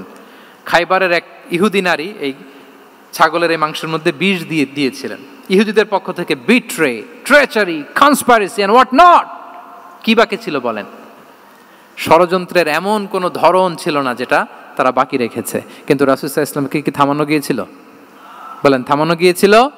গোটা বিশ্বব্যাপী উনি ছড়িয়ে দিয়েছিলেন লা ইলাহা মুহাম্মাদুর, so nothing can stop him. আমাদের যে লক্ষ্য, ওই লক্ষ্য পানে আমরা পৌঁছবই, আমাদেরকে কোনো কিছু থামাতে পারবে না ইনশাআল্লাহ। বলেন, আমরা আমাদের লক্ষ্য পানে মানজালে মাকসাদে দৌড়ে দৌড়ে যাব। আমাদেরকে থামিয়ে দেয়া হলে আমরা হাঁটতে থাকব, সেখানে আমাদেরকে আঘাত করা হলে আমরা হামাগুড়ি দিয়ে সামনের দিকে যেতে থাকব, সেখানেও থামিয়ে দেওয়ার চেষ্টা করা হলে আমরা আমাদের মঞ্জিলে মাকসিদের দিকে অপলক নেত্রে চেয়ে থাকব। আমাদেরকে কেউ থামাতে পারবে? রেজিলিয়েন্ট, অনর, অটল, আনস্টপেবল, এই মাইন্ডসেটের অধিকারী ছিলেন। ফলেই তিনি লা ইলাহার বাণীকে গোটা বিশ্বে ছড়িয়ে দিতে পেরেছেন। তাহলে আমরা রেজিলিয়েন্ট হতে চাই কি চাই না বলেন? সম্মানিত শুধু মোট কয়টা মাইন্ডসেট জানলাম? 12টা। এগুলোকে আমরা নিজেদের মধ্যে ধারণ করতে পারবো ইনশাআল্লাহ। কারণ রাসূল সাল্লাল্লাহু আলাইহি ওয়াসাল্লাম আমাদের জন্য যা নিয়ে এসেছেন ওইটাই আমাদের আঁকড়ে ধরতে হবে। যেটা বারণ করেছেন ওইটা থেকে আমাদের দূরে থাকতে হবে। যে আয়াত দিয়ে শুরু করেছিলাম সূরা হাশরে, রমা আতাকুমুর রাসূলু ফাখুযুহু ওয়া মা নাহাকুম আনহু ফানতাহু। নবী যা এনেছে ধরো, নবী যা বারণ করেছে সেগুলো ছেড়ে দাও। আমরা আল্লাহ তাআলার কাছে কামনা করি আমার নবী ওনার যে থট প্রসেসকে ডেভেলপ করেছেন, ওনার যে অ্যাপ্রোচ এন্ড মাইন্ডসেটকে ডেভেলপ করেছেন, আমরাও যেন আমাদের মাইন্ডসেটকে ঠিক ওইভাবে করতে পারি। আমাদের রাসূল সাল্লাল্লাহু আলাইহি ওয়াসাল্লাম যেভাবে চিন্তা করতেন, আমাদের ভাবনা এবং চিন্তার আঙ্গিনাও যেন ঠিক সেই রকম হয়। আমরা সবাই পড়ি আমিন। তার মাইন্ডসেট হবে আমাদের মাইন্ডসেট। কি বলেন? পারা যাবে তো ইনশাআল্লাহ? তাহলে কয়টা মাইন্ডসেটের কথা বলেছি? 1 নম্বরে কি ছিল? God centric. 2 নম্বরে ভিশন ওরিয়েন্টেড। 3 নম্বরে উইজডম ড্রিভেন। 4 নম্বরে রিফর্ম সেন্ট্রিক। 5 নম্বর ওপেন মাইন্ডেড। 6 নম্বর এন্টারপ্রেনার। 7 নম্বর কনসিডারেট। 8 নম্বর ট্রান্সপারেন্ট। 9 নম্বর অ্যাপ্রিশিয়েটিভ।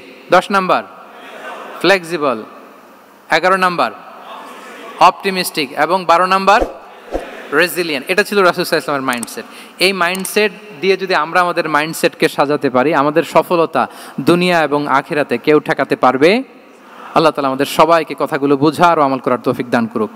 হাদা মা ইনদি ওয়াল ইলমু ইনদাল্লাহি আলাইহি তাওয়াক্কালতু ওয়া ইলাইহি উনীব। আসসালামু আলাইকুম ওয়া রাহমাতুল্লাহি তাআলা ওয়া বারাকাতুহু।